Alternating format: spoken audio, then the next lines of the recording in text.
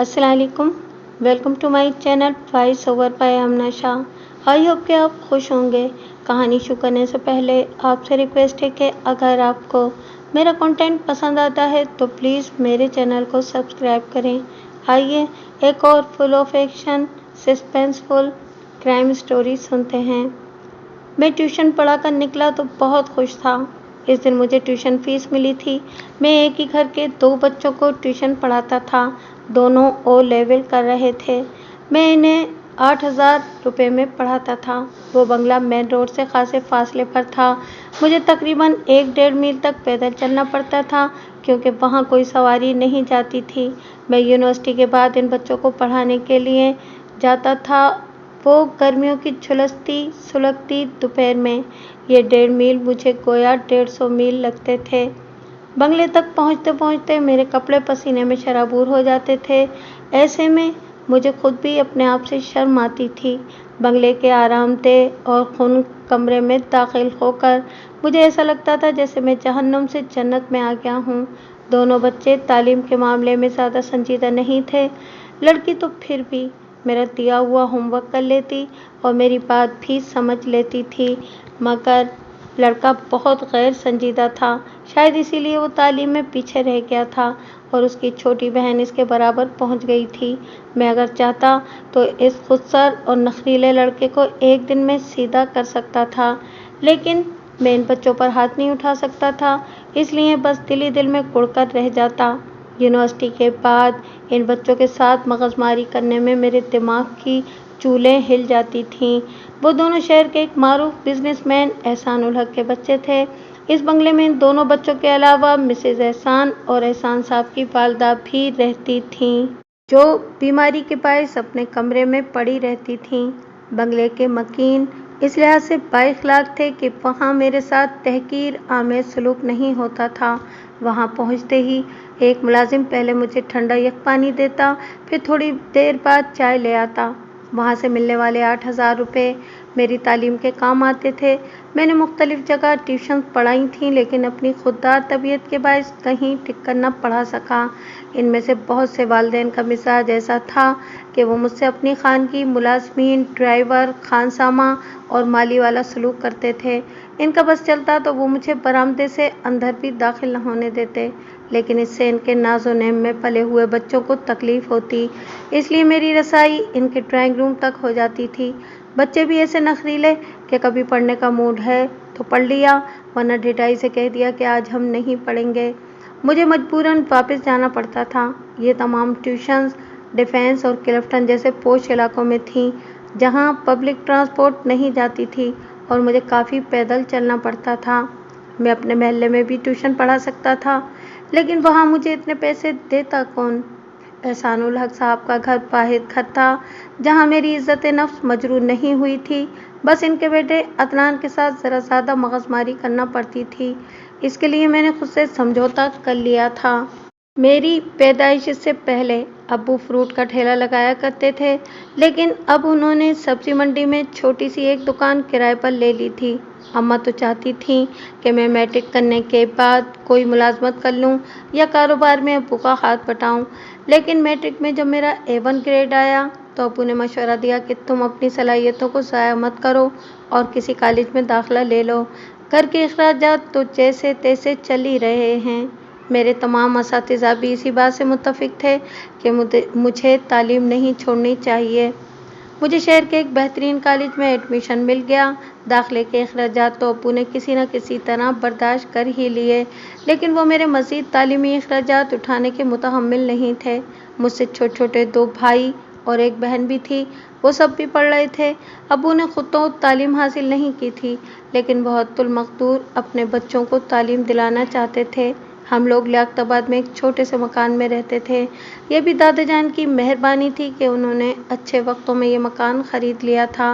अब्बू अपने वालिदैन के अकलौते थे, इसलिए अब ये मकान हमारी मिल्कियत था।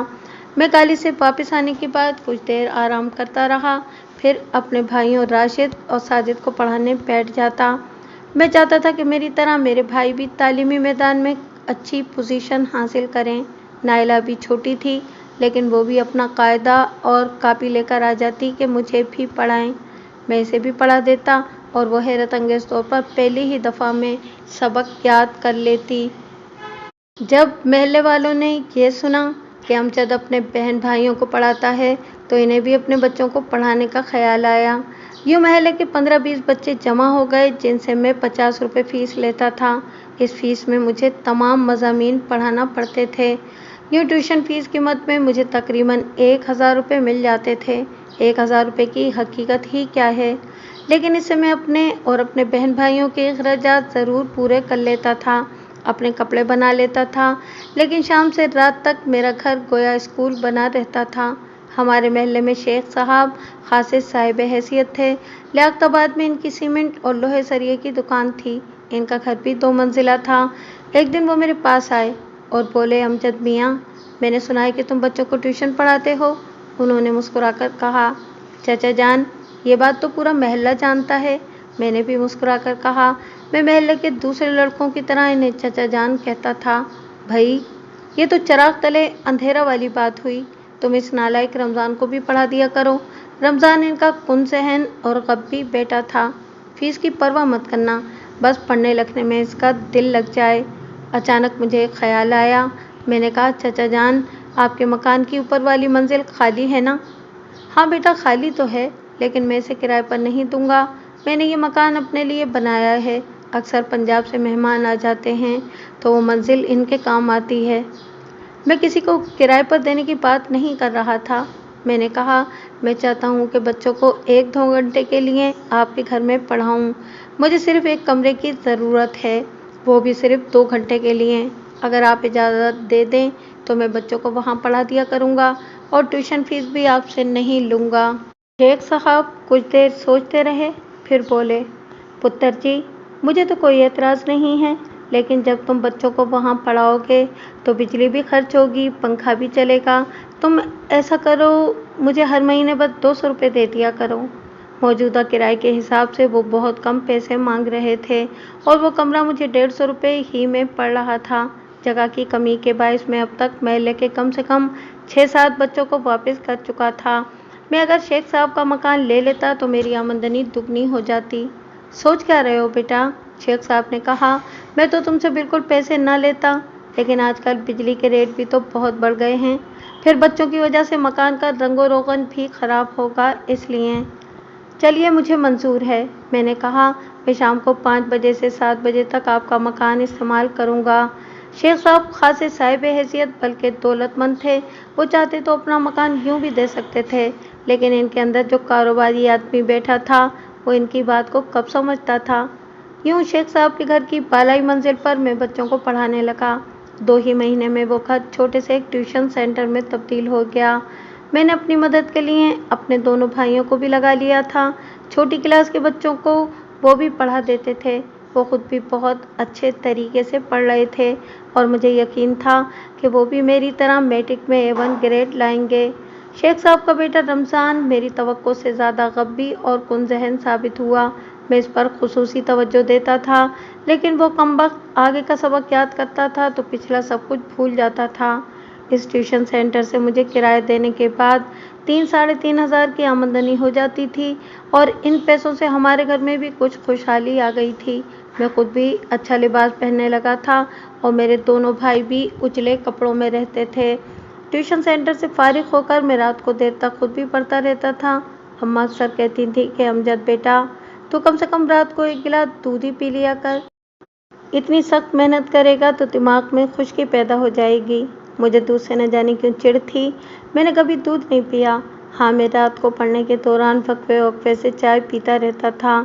मेरे इंटर के इम्तहानात हुए तो हस्बे तवक्को मेरी परसेंटेज 92% थी। मुझे बहुत आसानी से NED यूनिवर्सिटी में दाखिला मिल गया। अचानक किसी ने शेख साहब के दिल में डाला कि इस ट्यूशन सेंटर से तो अमजद हज़ारों कमा रहा है। अगर वो 2-3 लड़के रखकर खुद ही ट्यूशन सेंटर चलाएं तो इन्हें हज़ारों रुपए की आमदनी हो सकती है। एक दिन मैं बच्चों को पढ़ाकर फारिग हुआ और इनके बेटे रमज़ान को पढ़ा रहा था कि शेख साहब धप धप करते ऊपर आ गए। मैंने इन्हें सलाम किया। वो मुस्कुराकर बोले, वालेकुम सलाम, जीते रहो। कैसा चल रहा है ये नालायक? उन्होंने रमज़ान की तरफ इशारा किया। वो नालायक इस साल किसी न किसी तरह अपनी क्लास में पास हो गया था। اور یہ بھی میری ہی مغزماری کا نتیجہ تھا۔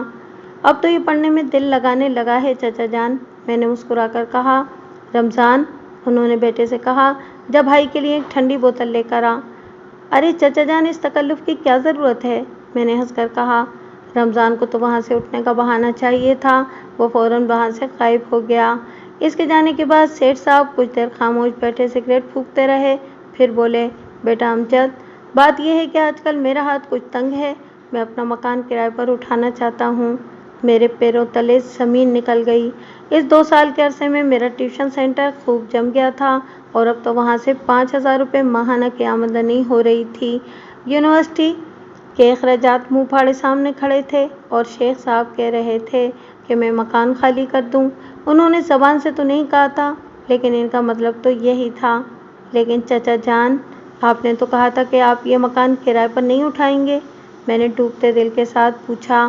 اس دوران میں رمضان کولڈ ڈرنک دے کر پھر غائب ہو گیا تھا۔ بیٹا، میں مکان کبھی کرائے پر نہ اٹھا تھا، لیکن پچھلے دنوں مجھے کاروبار میں بہت نقصان ہو گیا ہے۔ سیمنٹ کی ایجنسی بھی ہاتھ سے نکل گئی ہے، اس لیے میں جانتا تھا کہ ان کے سریے اور لوہے کا کاروبار اتنا بڑھ گیا ہے کہ انہوں نے خود ہی سیمنٹ کی وہ ایجنسی اپنے بھائی کو دے دی ہے۔ چچا جان، آپ اس مکان کا کتنا کرایہ لیں گے؟ میں نے پوچھا۔ شاید وہ اتنا کرایہ مانگتے کہ میں خود انہیں وہ کرایہ دے سکتا۔ بیٹا، تم تو جانتے ہو کہ آج کل مکانوں کے کرائے اور قیمتیں آسمان سے باتیں کر رہی ہیں۔ میرا یہ مکان بھی 5,500 روپے میں تو آرام سے کرائے پر اٹھ جائے گا۔ نیا مکان ہے، ایسے مکان اس علاقے میں ملتے کہاں ہیں؟ 5,500! میرا دل ڈوبنے لگا۔ میں 15,000 ایڈوانس لوں گا، گیس اور بجلی کا بل کرایہ دار خود دے گا۔ انہوں نے مجھے مزید دہلایا۔ آپ مجھے 2-3 مہینے کی مہلت دے دیں، اس دوران میں کوئی دوسری جگہ دیکھ کر میں آپ کا مکان خالی کر دوں گا۔ نہیں بیٹا، انہوں نے اس مرتبہ خشک لہجے میں کہا، میں نے 1 تاریخ کو یہ مکان کرائے پر دینے کا وعدہ کر لیا ہے۔ میں نے تو ان لوگوں سے ایڈوانس بھی پکڑ لیا ہے۔ اچھا، آپ مجھے 5 تاریخ تک کی تو مہلت دے دیں، اس وقت تک بچے مجھے ٹیوشن فیس دے دیں گے، ورنہ کوئی بھی بچہ فیس نہیں دے گا، میں نے خوشامدانہ لہجے میں کہا۔ بیٹا، میں نے تم سے کسی قسم کا ایڈوانس نہیں لیا تھا، تم نے کہا، اور میں نے تمہیں اپنا مکان دے دیا۔ میں اگر کرایہ داروں سے وعدہ نہ کر چکا ہوتا تو تمہیں 5 یا 10-15 تاریخ تک کی مہلت بھی دے دیتا، لیکن بندے کی زبان بھی کوئی چیز ہوتی ہے۔ تمہیں یہ مکان 30 تاریخ تک خالی کرنا ہوگا۔ ٹھیک ہے چچا جان، آپ کہتے ہیں تو میں مکان 30 تاریخ تک خالی کر دوں گا۔ امجد بیٹا، برا مت ماننا، انسان کبھی کبھی بہت مجبور ہو جاتا ہے، میں نے دل ہی دل میں کہا۔ کاش آپ واقعی اتنے مجبور ہو جائیں، تب آپ کو آٹے دال کا بھاؤ معلوم ہوگا۔ لیکن میں نے زبان سے کچھ نہیں کہا اور انہیں سلام کر کے وہاں سے نکل آیا۔ مکان کی سیڑھیاں اترتے ہوئے میرے پاؤں من بھر کے ہو رہے تھے۔ آمدنی کا ایک ذریعہ بند ہو گیا تھا، انجینئر بننے کا خواب ریزہ ریزہ ہو رہا تھا۔ پھر میں نے سوچا، اللہ تعالیٰ نے وعدہ کیا ہے کہ اگر وہ رزق کا ایک دروازہ بند کرتا ہے تو 10 دروازے نئے کھول دیتا ہے۔ میں خاموشی سے گھر آ کر لیٹ گیا۔ جب میں نے ابو کو بتایا کہ شیخ صاحب نے اپنا مکان خالی کرنے کو کہا ہے تو انہیں یقین ہی نہیں آیا۔ وہ مجھ سے بولے، ارے ان کے حالات تو بہت اچھے ہو گئے ہیں، ابھی پرسوں ہی تو وہ کسی سے ایک نیا ٹرک خریدنے کی بات کر رہے تھے، وہ صرف اپنا مکان خالی کرانا چاہتے ہیں۔ کچھ بھی ہو ابو، میں نے کہا، اب میں تو انجینئرنگ نہیں کر سکتا۔ کیوں؟ ابو نے کہا، تو فکر کیوں کرتا ہے؟ ابھی میں زندہ ہوں بیٹا، تیری برسوں کی محنت کو یوں ضائع نہیں ہونے دوں گا، تو انجینئر بنے گا اور ضرور بنے گا۔ ابو نے میری ڈھارس بندھی۔ بھائی جان، ہم اس علاقے میں کوئی ایک کمرے کا مکان ڈھونڈتے ہیں، 1-8 ہفتے میں ہمیں کوئی کمرہ مل ہی جائے گا، آپ پریشان کیوں ہوتے ہیں؟ میں بھی اس رات دیر تک جاگتا رہا، پھر یہ سوچ کر دل کو تسلی دے لی کہ ہو رہے گا کچھ نہ کچھ، گھبرائیں کیا۔ دونوں بھائیوں نے دوسرے ہی دن سے مکان کی تلاش شروع کر دی، لیکن بقول شیخ صاحب کے مکان کے کرائے واقعی آسمانوں سے باتیں کر رہے تھے۔ مجھے کوئی ڈھنگ کا مکان نہ مل سکا، اور جو مکان ملا بھی تو اس کا کرایہ اتنا زیادہ تھا کہ میں اگر وہ کرائے پر لے لیتا تو میری ساری آمدنی تو کرائے ہی میں نکل جاتی۔ میں نے یونیورسٹی میں داخلہ البتہ لے لیا تھا، مسئلہ آئندہ کے اخراجات کا تھا۔ مجھے محلے کے ایک بچے سے معلوم ہوا کہ شیخ صاحب نے اپنے مکان میں खुद ट्यूशन सेंटर खोल लिया है और 2-3 लड़कों को मुलाजिम रख लिया है। मुझे इस बात पर सदमा भी हुआ और गुस्सा भी आया, लेकिन मैं कर भी क्या सकता था। शेख साहब अलबत्ता अपने मकान के मालिक थे और वो इसमें कुछ भी कर सकते थे। वो अब मुझे कहीं मिलते थे तो कतरा कर निकल जाते थे। मैंने दोबारा अपने घर पर बच्चों की ट्यूशन का सिलसिला शुरू किया, लेकिन अब वो पहली जैसी सूरत हाल पैदा न हो सकी। एक दिन मेरे एक दोस्त और क्लास फेलो ने बताया कि वो डिफेंस और क्लिफ्टन में ओ लेवल के बच्चों को ट्यूशन पढ़ाता है और इसे 15 से 20 हज़ार रुपये माहाना आमदनी हो जाती है। मैंने इससे कहा, यार इकबाल, अगर हो सके तो 1-2 ट्यूशन मुझे भी दिलवा दो। मैं भी आजकल शदीद माली मुश्किलात का शिकार हूँ। ये तो कोई मसला ही नहीं है, इकबाल ने कहा। अच्छे ट्यूटर आजकल मिलते ही कहाँ हैं, और इन इलाकों में तो लोग फी मज़मून के हिसाब से मुआवजा देते हैं। मैं सिर्फ मैथ पढ़ाता हूँ और एक बच्चे के 3,000 और 4,000 रुपये लेता हूँ। यूनिवर्सिटी के बाद मैं 3-3 घंटे इसमें लगाता हूँ। इसके बाद बाइक भी थी। वो मैट्रिक करने के बाद ही इसे ट्यूशन पढ़ा रहा था और खुले हाथ से खर्च करता था। मेरी तरह इसका ताल्लुक भी एक गरीब घराने से था।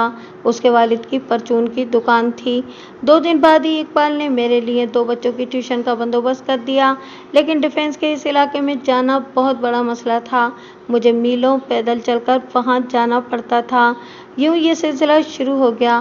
फिर खुद ही इन बच्चों के ज़रिए मेरे राब्ते दूसरे बच्चों से होते गए, लेकिन इसके साथ ही जहाँ मेरी इज़्ज़त नफ्स मजरूह होती, मैं वहाँ पढ़ाना छोड़ देता था। मैं ट्यूशन फ़ीस के 8,000 जेब में रख कर निकला तो मुझे ना तो गर्मी की शिद्दत का एहसास था, न पैदल चलने में इतनी तकलीफ़ हो रही थी। मुझे वहाँ से खयाबान शमशीर तक पैदल चलना था। फिर मुझे सुल्तान मस्जिद से बस मिलनी थी। मैं अपनी धुन में मगन जा रहा था कि मुझे एहसान साहब नज़र आए। वो अपने घर की तरफ जा रहे थे। मुझे देखकर उन्होंने गाड़ी रुकवा ली और अपनी तरफ का शीशा उतारा। मैं सड़क पार करके उनके पास पहुंचा और उन्हें सलाम किया। वो मुस्कुराकर बोले, हमजा साहब, आप पैदल ही जा रहे हैं? और कहाँ जा रहे हैं? क्या करूं सर, अभी तक तो मेरे पास कोई बाइक नहीं है, लेकिन आइंदा महीने इंशाल्लाह अपनी बाइक ले लूँगा। चलिए मैं आपको बस स्टॉप तक छोड़ देता हूँ, उसने पेशकश की। शुक्रिया सर, मैंने ममनूनियत से कहा। मैंने आधे से ज़्यादा फासला तो तय कर लिया है, अब स्टॉप ज़्यादा दूर नहीं है। वो मुस्कुराए और ड्राइवर को चलने का इशारा किया। मैं फिर तेज़-तेज़ कदम रखता बस स्टॉप की तरफ रवाना हो गया। डिफेंस का वो इलाका यूँ भी सुनसान है और इस वक्त तो सड़क पर इक्का दुक्का गाड़ियाँ ही नज़र आ रही थीं। अचानक मेरे पीछे से एक मोटरसाइकिल आई और मेरे सामने रुक गई। मोटरसाइकिल पर 2 नौजवान सवार थे। वो अपने हुलियों ही से जुराएं पेशा लग रहे थे। इनमें से एक गुटखा खा रहा था। उसने अपनी कमर में उड़सी हुई गन की एक झलक मुझे दिखाई और बोला, चल निकाल, क्या है तेरे पास? मैं गरीब आदमी हूँ, मेरे पास क्या हो सकता है? मैंने कहा। ज़्यादा बातें मत बना, जल्दी कर। दूसरा बोला, हमारे पास ज़्यादा टाइम नहीं है, चल मोबाइल निकाल और पर्स निकाल। मेरे साथ इस तरह का वाक़या पहली मर्तबा पेश आया था। अलबत्ता मैंने इस किस्म के वाक़यात सुने ज़रूर थे। मैंने ये भी सुना था कि अगर इन लोगों की बात न मानी जाए तो वो गोली मारने में भी देर नहीं करते। मैंने खामोशी से अपना मोबाइल फ़ोन निकाला और इनके हवाले कर दिया। अबे तू यहाँ रहता है और ये घटिया मोबाइल इस्तेमाल करता है? गुटखा खाने वाले ने कहा। चल पैसे निकाल। मेरे पास सिर्फ बस के किराए के पैसे हैं, मैंने कहा ना, जल्दी कर, उसने कहा और गन निकाल कर मेरे पेट पर रख दी। मैंने चारों न चार जेब से पैसे निकाले और उसके हवाले कर दिए। अबे हमसे उड़ रहा था, बस में क्या इतना किराया लगता है? उसने कहा और बहुत शाहाना अंदाज में 1,000 रुपये का एक नोट मेरी तरफ फेंक दिया। जा, हमारी तरफ से टैक्सी में चला जा, उसने मेरे ही पैसे लेकर शाहाना अंदाज में कहा और दोनों हंसते हुए आगे बढ़ गए। गुस्से के मारे मेरा बुरा हाल था। अगर इनके पास गन न होती तो शायद मैं इन दोनों से भिड़ जाता। मैं अपने खून पसीने की कमाई इतनी आसानी से इनके हवाले न करता। मैंने इनके हुलिये और मोटरसाइकिल का नंबर ज़हन नशीन कर लिया था। मैंने सोचा कि इनके खिलाफ पुलिस में रिपोर्ट कर दूं। पुलिस इनके हुलिये और मोटरसाइकिल के नंबर से इन्हें गिरफ्तार करने में देर नहीं करेगी। मुझे पता नहीं था कि इस इलाके का पुलिस स्टेशन कहाँ है। कुछ दूर चलने के बाद मुझे मुलाजिम नुमा एक शख्स नज़र आया। मैंने इससे पुलिस स्टेशन का पता पूछा। मालूम हुआ कि पुलिस स्टेशन वहाँ से काफ़ी दूर है, लेकिन मैंने भी आज ठान ली थी कि मैं इन उचक्कों की रिपोर्ट ज़रूर दर्ज कराऊंगा। सुल्तान मस्जिद से मुझे पुलिस स्टेशन के लिए बस भी मिल सकती थी, लेकिन पैसे बचाने की खातिर मैं पैदल ही रवाना हो गया। मैं थाने पहुंचा तो गेट पर खड़े हुए संतरी ने सर से पैर तक मेरा जायज़ा लिया, फिर उखड़े हुए लहजे में बोला, क्या बात है?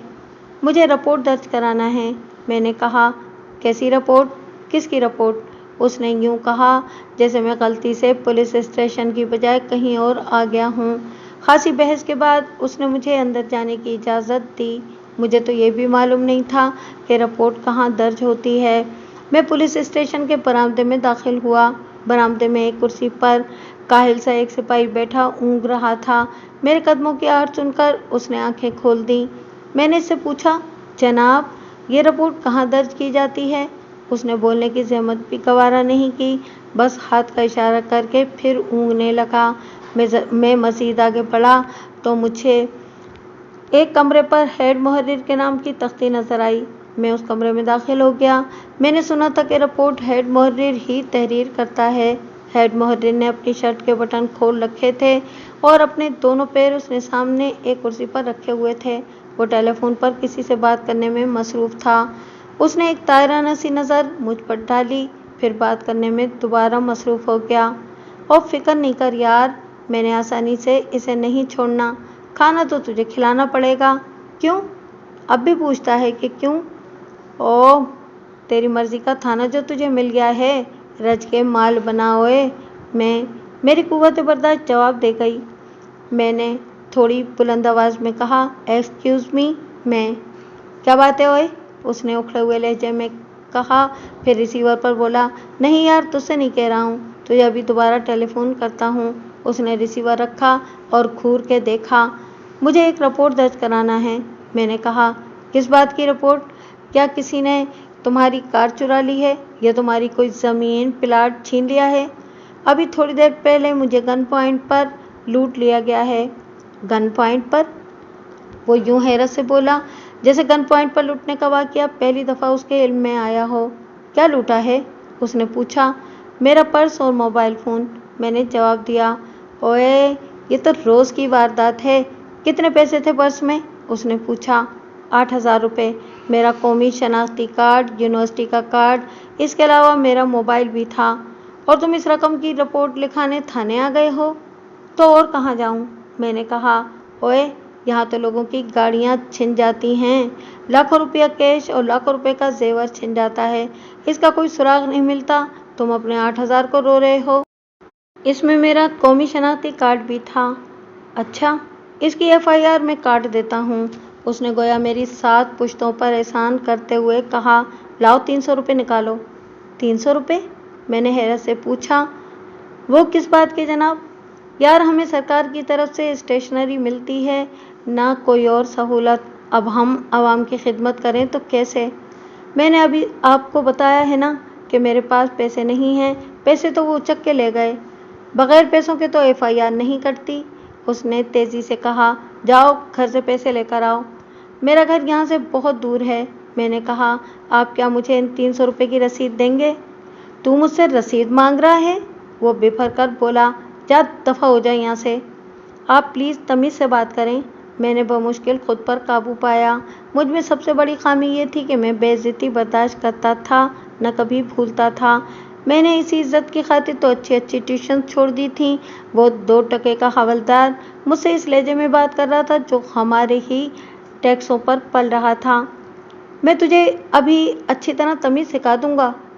हेड मुहर्रिर चीख कर बोला, अभी उठाकर बंद कर दूंगा तो तेरी सारी तमीज़ जाने कौन कौन से रास्ते से निकल जाएगी। तुम अवाम के खादिम हो या आका? मैंने बिफर कर कहा, तुम लोगों को बात करने तक की तमीज़ नहीं है। मैं अभी तुम्हारे DIG से बात करता हूँ। मोहम्मद खान, उसने हाँक लगाई। दूसरे ही लम्हे किसी कमरे से एक लंबा तलंगा आदमी कमरे में दाखिल हुआ। वो सिर्फ बनियान और धोती में मलबूस था। इसे बताओ कि अफसरों से कैसे बात की जाती है। मोहम्मद खान आगे बढ़ा। फिर उसने आओ दिखाना ताओ मेरी गुद्दी पर एक जोरदार हाथ रसीद किया। मैं झटके से आगे हुआ तो उसने मेरा कॉलर पकड़ लिया और मुझे पीछे की तरफ खींचकर मेरे चेहरे पर इससे भी ज़्यादा ज़ोर से थप्पड़ मारा। इस कमबख्त का हाथ इतना सख्त था कि मेरे बाएं गाल में जैसे आग सी भर गई और कान भी साएं साएं करने लगे। हाँ भाई, अब समझ आई तुझे तमीज़ की? हेड मोहर्रिर ने पूछा। या लॉकअप में बंद करके तेरी छितरौल कराऊं? मुझसे रसीद मांगता है? देखिए, इस पर्स में कौमी शनाख्ती कार्ड है और चल अब निकल यहाँ से, पैसे लेकर आ, फिर बात करना। तौहीन की शिद्दत से मेरी आंखों में आंसू आ गए। मैंने भी सोच लिया था कि मैं इन लोगों को FIR का एक पैसा नहीं दूंगा। मैं पुलिस स्टेशन से बाहर निकला तो अपनी नज़रों में खुद ही जलील हो चुका था। इतनी तजलील तो ज़िंदगी में कभी नहीं हुई थी। मैं अपने महल्ले में भी बहुत रख रखाव से रहता था, इसलिए कभी किसी ने अबे तबे करके बात भी नहीं की थी। मैंने इस पुलिस स्टेशन का टेलीफोन नंबर नोट कर लिया था। मेरे पास मोबाइल नहीं था, वरना मैं इसी वक्त पुलिस स्टेशन फ़ोन करके इनके SSP का नंबर पूछ लेता। मैं पुलिस स्टेशन से निकलकर पैदल ही जिधर मुंह उठा चल दिया। इस वक्त तो मुझे ये भी याद नहीं था कि मुझे घर जाना है। बस मेरे अंदर से एक ही आवाज़ आ रही थी, इंतकाम इंतकाम। अचानक मेरी नज़र एक दुकान पर पड़ी जहां इजी लोड की सहूलत मैसर थी। मैंने इस PCO से पुलिस स्टेशन में टेलीफोन किया। फ़ौरन ही दूसरी तरफ से किसी ने रिसीवर उठा लिया और बोला, SI अजीज़ुर रहमान बोल रहा हूँ सर, हुक्म। इंचार्ज साहब से बात कराएं, मैंने अंग्रेज़ी में कहा और आवाज़ को खासा रौबदार और बावकार बना लिया। कौन साहब बोल रहे हैं? उसने अपने तौर पर इंग्लिश ही में पूछा। SSP ईस्ट, मैंने बावकार लहजे में कहा। होल्ड ऑन करें प्लीज़ सर, उसने कहा। चंद लम्हे बाद मुझे टेलीफोन पर एक घिघियाई हुई आवाज़ सुनाई दी। Yes sir, inspector Furqan speaking. Inspector साहब, आप थोड़ा सा फेवर करें, मैंने कहा। यस सर, हुक्म करें। मुझे आपके SSP साहब का सेल नंबर चाहिए, मुझसे मिस हो गया है और इनसे एक ज़रूरी बात करना है। लिखें सर, इंस्पेक्टर ने कहा और मुझे सेल नंबर लिखवा दिया। थैंक यू इंस्पेक्टर, मैंने कहा। सर, कोई और काम, कोई और हुक्म? नो थैंक्स, ये कहकर मैंने सिलसिला मुनक़ते कर दिया। फिर मैंने इसी PCO से मुतालिका SP का नंबर मिलाया। दूसरी तरफ घंटी बजती रही। फिर किसी ने कॉल रिसीव कर ली और भारी आवाज़ में बोला, हेलो SSP साहब, मैंने कहा। जी बोल रहा हूँ, आप कौन? मैं शहर का एक कानून पसंद शहरी हूँ, मैंने कहा। मैं अभी कुछ देर पहले डिफेंस के इलाके में FIR दर्ज कराने गया था। वहाँ न सिर्फ हेड मोहर्रिर ने रिपोर्ट दर्ज करने के 300 रुपये मांगे, बल्कि मेरे इनकार पर मुझे ज़दोकोब किया और गालियाँ दी। क्या वाकई पाकिस्तान में रिपोर्ट दर्ज करने के 300 रुपये लिए जाते हैं? हेड मोहर्रिर का तो यही कहना था। कौन साहब बोल रहे हैं? SSP ने बहुत नरमी से पूछा। मेरा नाम अमजद अली है सर। आज 2 लड़कों ने गन पॉइंट पर मुझसे मेरा सेल फ़ोन और पर्स छीन लिया। मेरे 8,000 रुपये जो मौजूद थे वो भी ले लिए। मुझे रकम से ज़्यादा अपने कौमी शनाख्ती कार्ड की परेशानी है। Don't you worry mister, SSP ने कहा। अभी मुतालिका थाने में बात करता हूँ। आप मुझे कॉन्टैक्ट नंबर दे दें ताकि आपको इन्फॉर्म किया जा सके। सर, मेरा सेल फ़ोन तो छिन चुका है, मेरे घर में लैंडलाइन टेलीफोन नहीं है, मैंने कहा। ओके, तो फिर आप कल सुबह पुलिस स्टेशन रिपोर्ट दर्ज करा दें। वो लोग इनकार करें तो मेरा हवाला दीजिएगा और बराह रास्त इंस्पेक्टर फुरकान से मिलिएगा। आपका बहुत बहुत शुक्रिया सर। कोई बात नहीं मिस्टर अमजद, SSP ने कहा और सिलसिला मुनक़ते कर दिया। मैंने PCO वाले को अदायगी की और वहाँ से बाहर निकला तो पहले के मुकाबले में खासा हल्का फुल्का था। मुझे घर पहुंचते हुए काफ़ी देर हो गई। अब्बू अम्मी परेशान थे और मेरे दोनों भाई मुझे मेरे दोस्तों के घर ढूंढ रहे थे। कहाँ रह गए थे बेटा? अब्बू ने कहा। कम से कम एक टेलीफोन ही कर दिया करो कि मैं देर से आऊँगा। अचानक इनकी नज़र मेरे बाएं गाल पर पड़ी। वो घबरा कर बोले, ये तुम्हारे चेहरे पर क्या हुआ? ये चोट कैसे लगी? मैंने अब्बू से कुछ भी नहीं छुपाया और उन्हें सब कुछ बता दिया। बेटा, समझो कि जान का सदका गया। इस किस्म के लोगों के साथ कभी मज़ाहमत मत करना।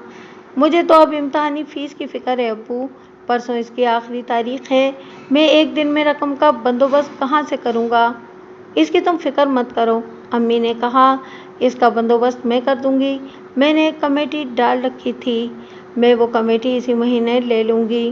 اور بیٹا ہمارے ملک کی پولیس اتنی مہذب نہیں ہے، ان کے ساتھ اتنی بات بڑھانے کی ضرورت نہیں تھی۔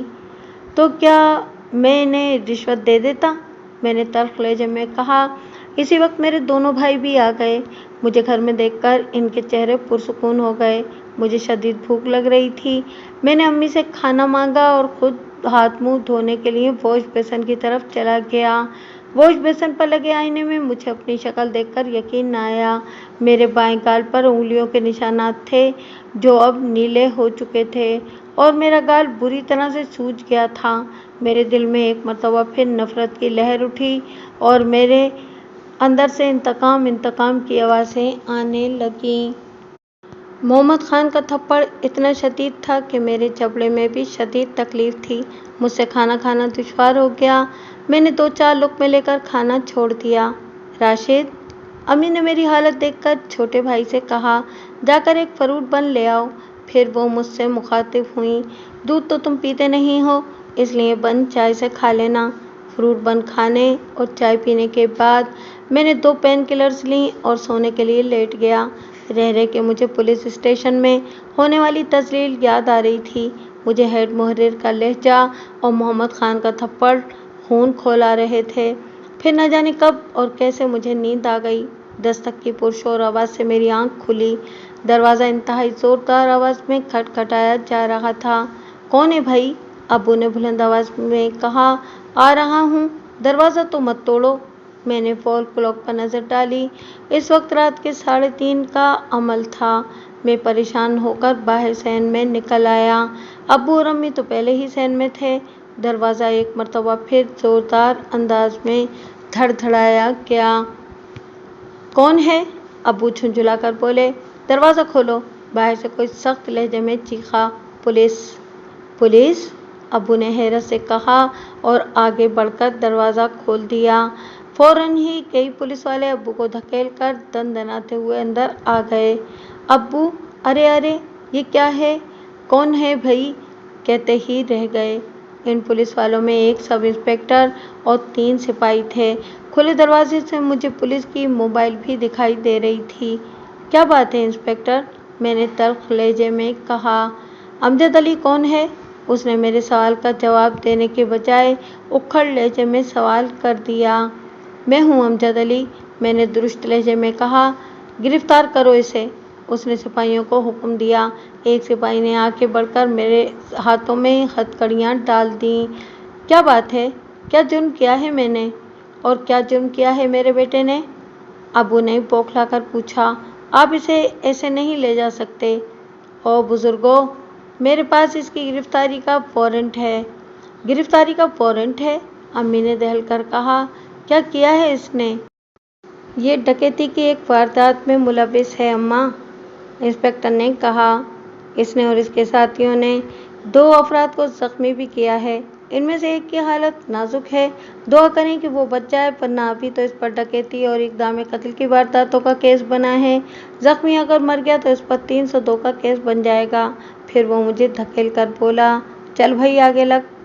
انسپکٹر نے مجھے دھکا دیا اور پولیس والے پیچھے سے مجھے لاتے اور ٹھڈے مارتے ہوئے باہر کی طرف لے گئے۔ ارے اسے روکیں، اماں نے روتے ہوئے کہا۔ کچھ کریں، میں ابھی سہیل صاحب سے بات کرتا ہوں، ابو نے کہا۔ ان کے پولیس کے اعلیٰ افسران سے تعلقات ہیں۔ سہیل صاحب سبزی منڈی کی انجمن کے صدر تھے۔ ان کے تعلقات بھی تھے اور وہ ابو سے بہت بے تکلف بھی تھے۔ پولیس والوں نے مجھے لاتیں مار کے گاڑی کی طرف دھکیلا۔ پھر ایک سپاہی نے بالوں سے پکڑ کر مجھے پولیس کی موبائل وین میں گھسیٹ لیا۔ میں کوئی مزاحمت تو نہیں کر رہا ہوں؟ میں نے کہا۔ پھر تم لوگ مجھے اس طرح کیوں گھسیٹ رہے ہو؟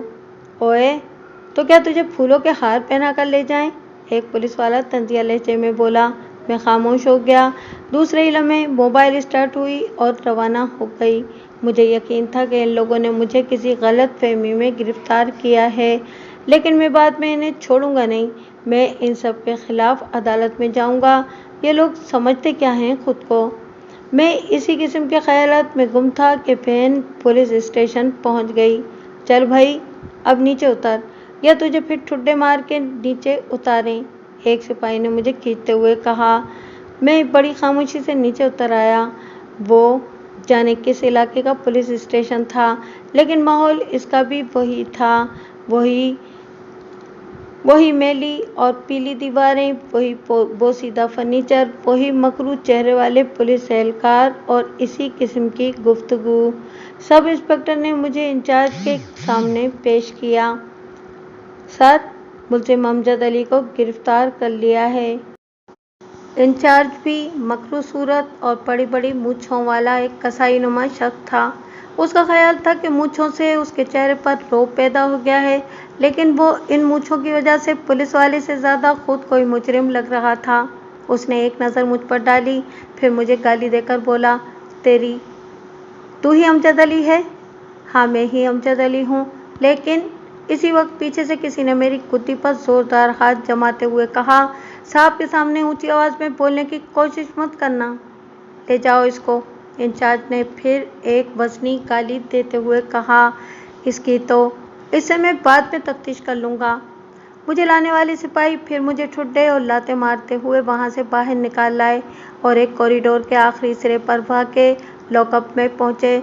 फिर इन लोगों ने मेरी हथकड़ियाँ खोलकर मुझे हवालात में धकेल दिया। हवालात में अजीब सी नागवार बू फैली हुई थी।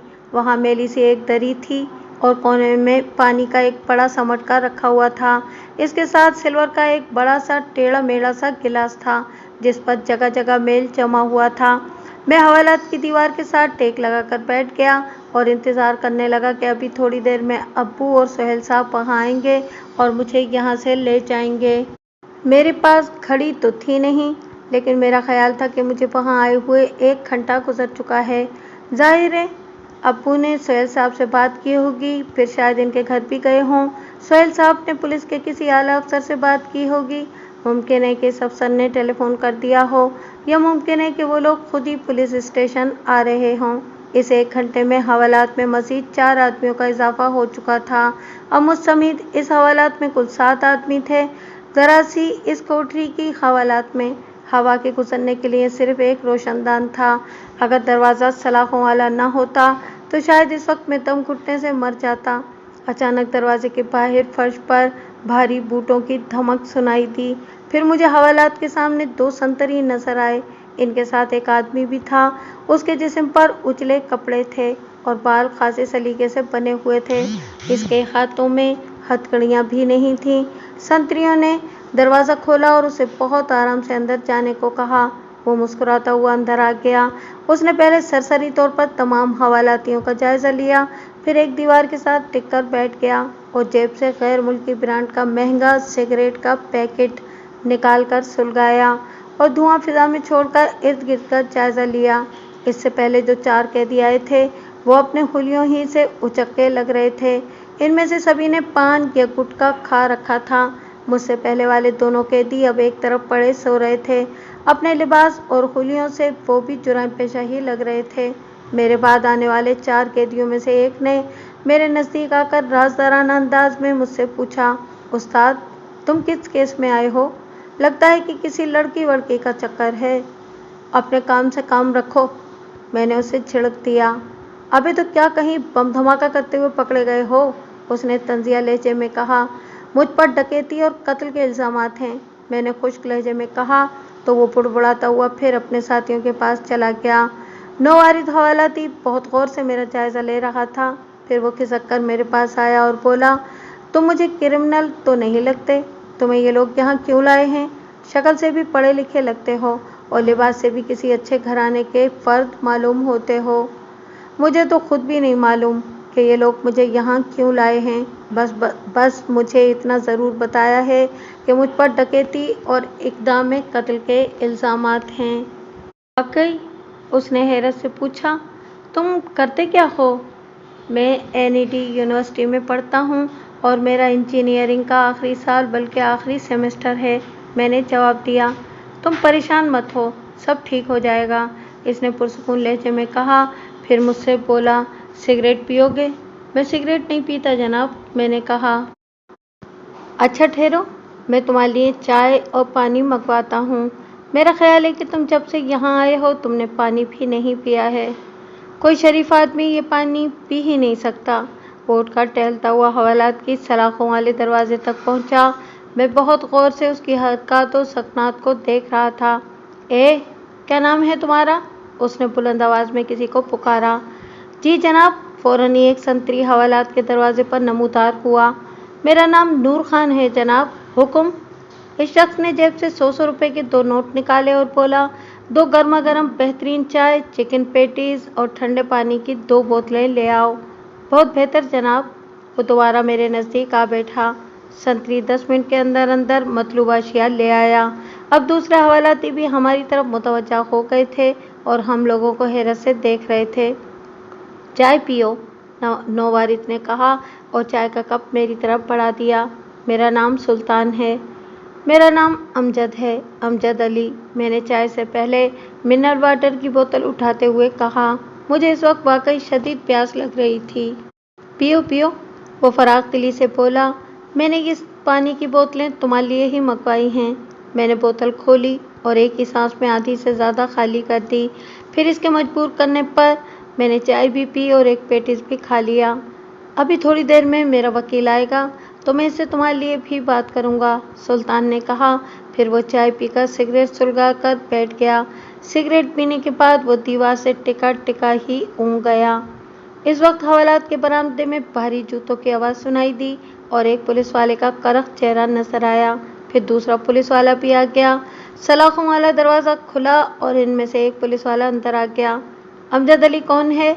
उसने पूछा। मैं हूँ अमजद अली, मैंने जवाब दिया। उसने मेरे एक हाथ में हथकड़ी फंसा दी। इसकी मनहूस आवाज़ से सुल्तान भी जाग गया।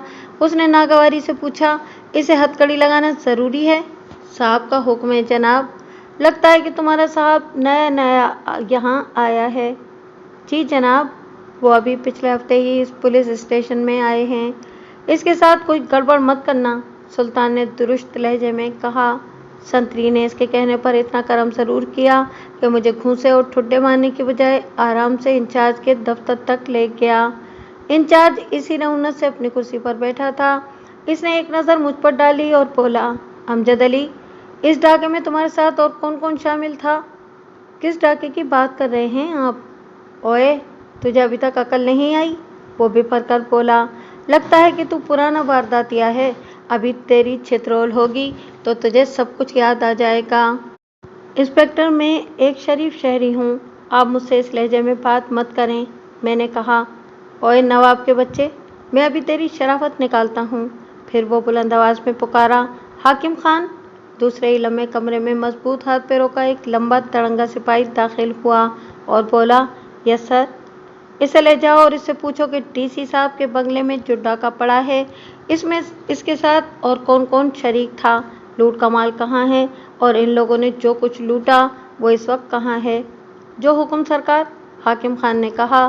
फिर इसने मेरी गर्दन पुश्त से यूं दबोच ली जैसे सपेरे सांप की गर्दन पकड़ते हैं। चल भाई, ज़रा तुझे 7वें आसमान की सैर कराएं। सर, सुल्तान साहब ने कहा है कि इस पर सख्ती ना करें। कौन सुल्तान ओए? इंचार्ज ने इसे छिड़क दिया। हाकिम अली, इसे ले जाओ, मैं तुम्हें 1 घंटा दे रहा हूँ, इससे पूरी तफसील मालूम कर लो। हाकिम अली मुझे गर्दन से पकड़े पकड़े बाहर निकला और मेरी हथकड़ी की जंजीर दूसरे हाथ में पकड़ ली। वहाँ से वो मुझे जिस कमरे में लाया वो अजीब व गरीब साजो सामान से भरा हुआ था।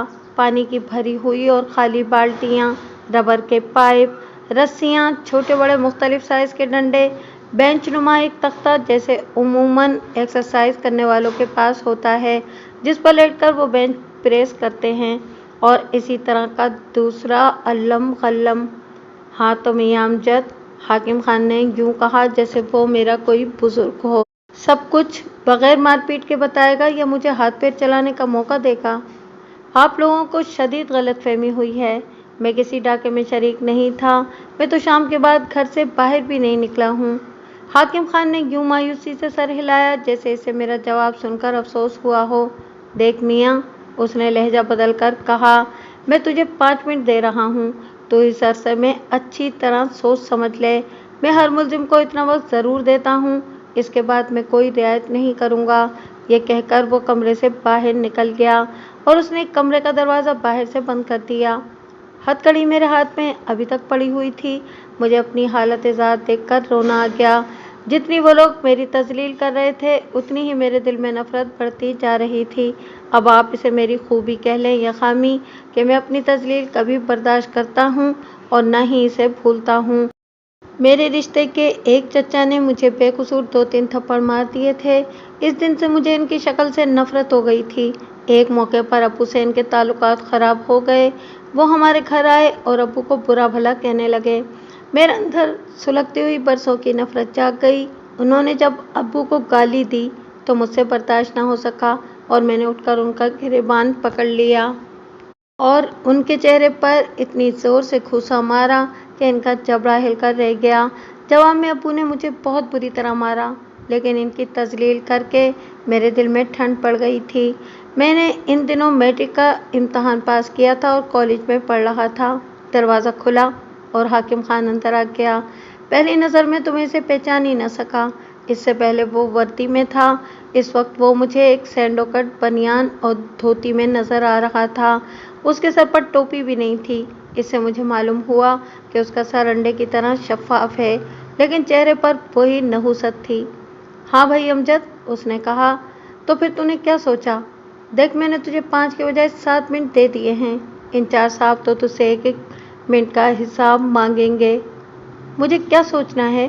میں نے کہا، میں بتا چکا ہوں کہ میں کسی واردات میں ملوث نہیں ہوں۔ اچھا، اس نے اچھا کو لمبا کر کے کہا کہ کمرے سے باہر نکل گیا۔ واپس آیا تو اس کے ہاتھ میں ہتھ کڑی کی چابی تھی۔ اس نے میری ہتھ کڑی کھول دی اور بولا، لے، میں نے تیری ہتھ کڑی بھی کھول دی۔ دیکھ امجد، اگر تو سچ بولے گا تو صاحب تجھ پر بہت ہلکا کیس بنائے گا، سارا کیس تیرے ساتھیوں پر ڈال دے گا۔ میں نے کہا نا کہ میں نے کوئی واردات نہیں کی اور میرا کوئی ساتھی نہیں ہے۔ اس نے اچانک میرے چہرے پر بھرپور تھپڑ رسید کر دیا۔ اس نے بھی میرے بائیں گال کو نشانہ بنایا تھا۔ میرا جبڑا پہلے ہی دکھ رہا تھا، اس کے تھپڑ سے تو گویا میری جان ہی نکل گئی۔ اس نے ایک دفعہ پھر پشت سے میری گردن دبوچی اور میری کمر پر گھٹنے سے زوردار ضرب لگائی۔ میں تکلیف کی شدت سے کراتا ہوا فرش پر گر گیا۔ ہاں، اب بول، کچھ یاد آیا؟ میں نے اس کی بات کا کوئی جواب نہیں دیا۔ تو ایسے نہیں مانے گا، اس نے کہا، پھر بلند آواز میں بولا، کرم دین۔ فوراً ہی ایک سپاہی اندر آ گیا۔ اس کو بے لباس کر، اس نے مجھے انتہائی غلیظ گالی دیتے ہوئے کہا۔ کرم دین نے پہلے میری شرٹ اتاری، پھر بنیان بھی کھینچ تان کر کے اتار پھینکی۔ واہ بھائی، تو نے تو سلمان خان کی طرح باڈی بنا رکھی ہے۔ میں نے اس کی بات کا کوئی جواب نہیں دیا۔ جب کرم دین نے میرے پینٹ کی بیلٹ پر ہاتھ ڈالا تو میں نے اسے پیچھے دھکیل دیا۔ اوئے، تھانے میں بند ہے اور پولیس والے پر ہاتھ اٹھا رہا ہے، حاکم خان نے کہا۔ تجھ پر تو ایک دفعہ اور لگ جائے گی۔ پھر وہ کرم دین سے مخاطب ہوا، اس کے ہاتھ باندھ دو کرم دین۔ کرم دین ایک مرتبہ پھر میری طرف بڑھا۔ اس دفعہ اس کے ہاتھ میں رسی کا ایک چھلا تھا۔ میں جانتا تھا کہ اگر اس نے میرے ہاتھ باندھ دیے تو پھر وہ میرے ساتھ بہت برا سلوک کرے گا۔ میں اسے دھکیل کر پیچھے ہٹ گیا۔ حاکم خان اس وقت وہاں پڑی ہوئی باہر کرسی پر بیٹھا ہوا تھا۔ میری حرکت دیکھ کر اس کی آنکھوں میں خون اتر آیا۔ وہ اچانک اٹھا اور میرے چہرے پر بھرپور گھوسا رسید کر دیا۔ میں گھوسے کی ضرب سے پشت کی دیوار سے ٹکرایا تو زمین و آسمان گھومنے لگے۔ جب میں ذرا سنبھلا تو مجھے معلوم ہوا کہ ان لوگوں نے مجھے بالکل بے لباس کر دیا ہے۔ اس کمرے سے وہی لوگ واقف ہوں گے جو کبھی اس تجربے سے گزرے ہوں۔ خود کو بے بس دیکھ کر میری ساری خود اعتمادی، عزت نفس، خودداری، ہر چیز بری طرح مجروح ہو گئی اور میں یوں خود بھی اپنی ہی نظروں میں ذلیل ہو کر رہ گیا۔ اب بتا، تیرے ساتھ اس واردات میں کون کون شریک تھا؟ حاکم خان نے پوچھا اور لچکدار سا ایک بید اٹھا لیا۔ میں بتا تو چکا ہوں کہ شائیں کی آواز کے ساتھ ہی اس نے میرے برہنہ جسم پر پوری قوت سے بید رسید کر دیا۔ میرے جسم میں گویا آگ سی لگ گئی۔ ایسا لگ رہا تھا جیسے اس نے میرے جسم پر جلی ہوئی سلاخ پھیر دی ہو۔ اس نے دوبارہ بید میرے جسم پر مارا، پھر تو گویا اس پر جنون سوار ہو گیا۔ اس نے پے در پے میرے جسم پر اتنے بید مارے کہ تکلیف کا احساس ہی مٹ گیا۔ میرا پورا جسم لہو لہو ہو رہا تھا۔ لچکدار بید کی ضربوں سے میرے جسم کی کھال ادھڑ گئی۔ بتا، वरना मैं तेरा वो हशर करूँगा कि तेरी 7 पुश्तों तक को इबरत होगी। मैंने इसकी बात का कोई जवाब नहीं दिया। अगर तूने अब भी ना बताया तो? फिर वो कुछ तवक्कुफ के बाद बोला, तेरे कितने बहन भाई हैं? 2, मैंने कहा। और बहन? बहन सिर्फ एक है। क्या उम्र है उसकी? वो इस वक्त 12 साल की है, मैंने तकलीफ की शिद्दत से कराते हुए कहा। ओए, 12 साल की लड़की बच्ची तो नहीं होती। तूने अब भी जबान न खोली तो मैं तेरी बहन को भी उठवा लाता हूँ, और तेरी आंखों के सामने। हाकिम खान, मैं चीख कर बोला। बकवास बंद कर। मैंने जख्मी होने के बावजूद उसके पेट में भैंसे की तरह टक्कर मारी। हाकिम खान के मुंह से औख की आवाज़ बरामद हुई और वो धम से फर्श पर गिर पड़ा। कमरे का दरवाज़ा इसने खुद ही अंदर से बोल्ट किया था। मैंने इसके हाथ से बेत छीनकर उसके जिस्म पर बरसाना शुरू कर दिया और बोला, गलीज़ कमीने आदमी, मेरी बहन के लिए ऐसी बात करेगा तू? मैं तुझे आज जिंदा नहीं छोड़ूंगा। मुझ पर भी गोया जुनून सा तारी हो गया था। इस मारपीट में इसके जिस्म से धोती खुल गई थी। मैंने इसके जिस्म पर पूरी कुव्वत से बेत रसीद की है। इसके हलक से कर्बनाक आवाज़ें निकल रही थीं, लेकिन बाहर मौजूद हर शख्स यही समझ रहा होगा कि हाकिम खान मुझसे तफ्तीश कर रहा है और वो चीखें मेरी हैं। मैंने झुककर इसकी बनियान भी फाड़ दी। अब वो भी मेरी तरह से था। मैंने फिर इसके जिस्म पर जोश व खरोश से बेत बरसाना शुरू कर दिए। देखते ही देखते इसका जिस्म भी लहूलुहान हो गया। वो इतना बौखला गया कि अपनी मदद के लिए किसी को आवाज़ देना भी भूल गया। तू मेरी बहन के लिए ऐसे अल्फाज इस्तेमाल करेगा? मैंने ये कहते हुए उसके जिस्म पर एक मरतबा फिर बेत की बारिश कर दी। मेरे दिल में तो गुज़िश्ता कई घंटों से पुलिस के खिलाफ इंतकामी कार्रवाई का लावा पक रहा था। मेरी बहन के बारे में नाज़ेबा अल्फाज इस्तेमाल करके हाकिम खान ने गोया मेरी नफ़रत के बारूद में जलती हुई तीली फेंक दी थी। इसी वक्त दरवाजे पर जोरदार दस्तक हुई। मैं जानता था कि मैं ज़्यादा देर दरवाज़ा बंद नहीं रख सकता। मैं ये भी जानता था कि अब वो लोग मुझ पर 3rd डिग्री का इस्तेमाल करेंगे। मैंने आगे बढ़कर दरवाज़ा खोल दिया। आने वाला करमदीन था। वो कमरे का मंजर देखकर ठिठक गया। हाकिम खान फर्श पर पड़ा करा रहा था। मैंने करमदीन को भी अंदर घसीट लिया और उसके चेहरे पर भी जन्नाटे का एक थप्पड़ रसीद कर दिया। उल्लू के पट्टे, तू मुझे गाली देगा? उसने मुझे ज़ेरे लब गाली दी थी। वो मतकूक सा सिपाही था। मैंने इसका गिरेबान पकड़ा और उसे कमरे के अंदरूनी हिस्से की तरफ उछाल दिया। फिर मैं अपने कपड़े पहन ही रहा था कि कमरे में सिपाही नूर खान और एक और शख्स दाखिल हुआ। उसने काला कोट पहन रखा था। चेहरे पर जहानत की चमक थी। वो बहुत बावकार अंदाज में अंदर आया तो हाकिम खान ने भी उठकर अपना तहमत बांध लिया। अमजद अली, उसने मुझसे कहा, मैं बैरिस्टर असद अंसारी हूँ और तुम्हारा वकील हूँ।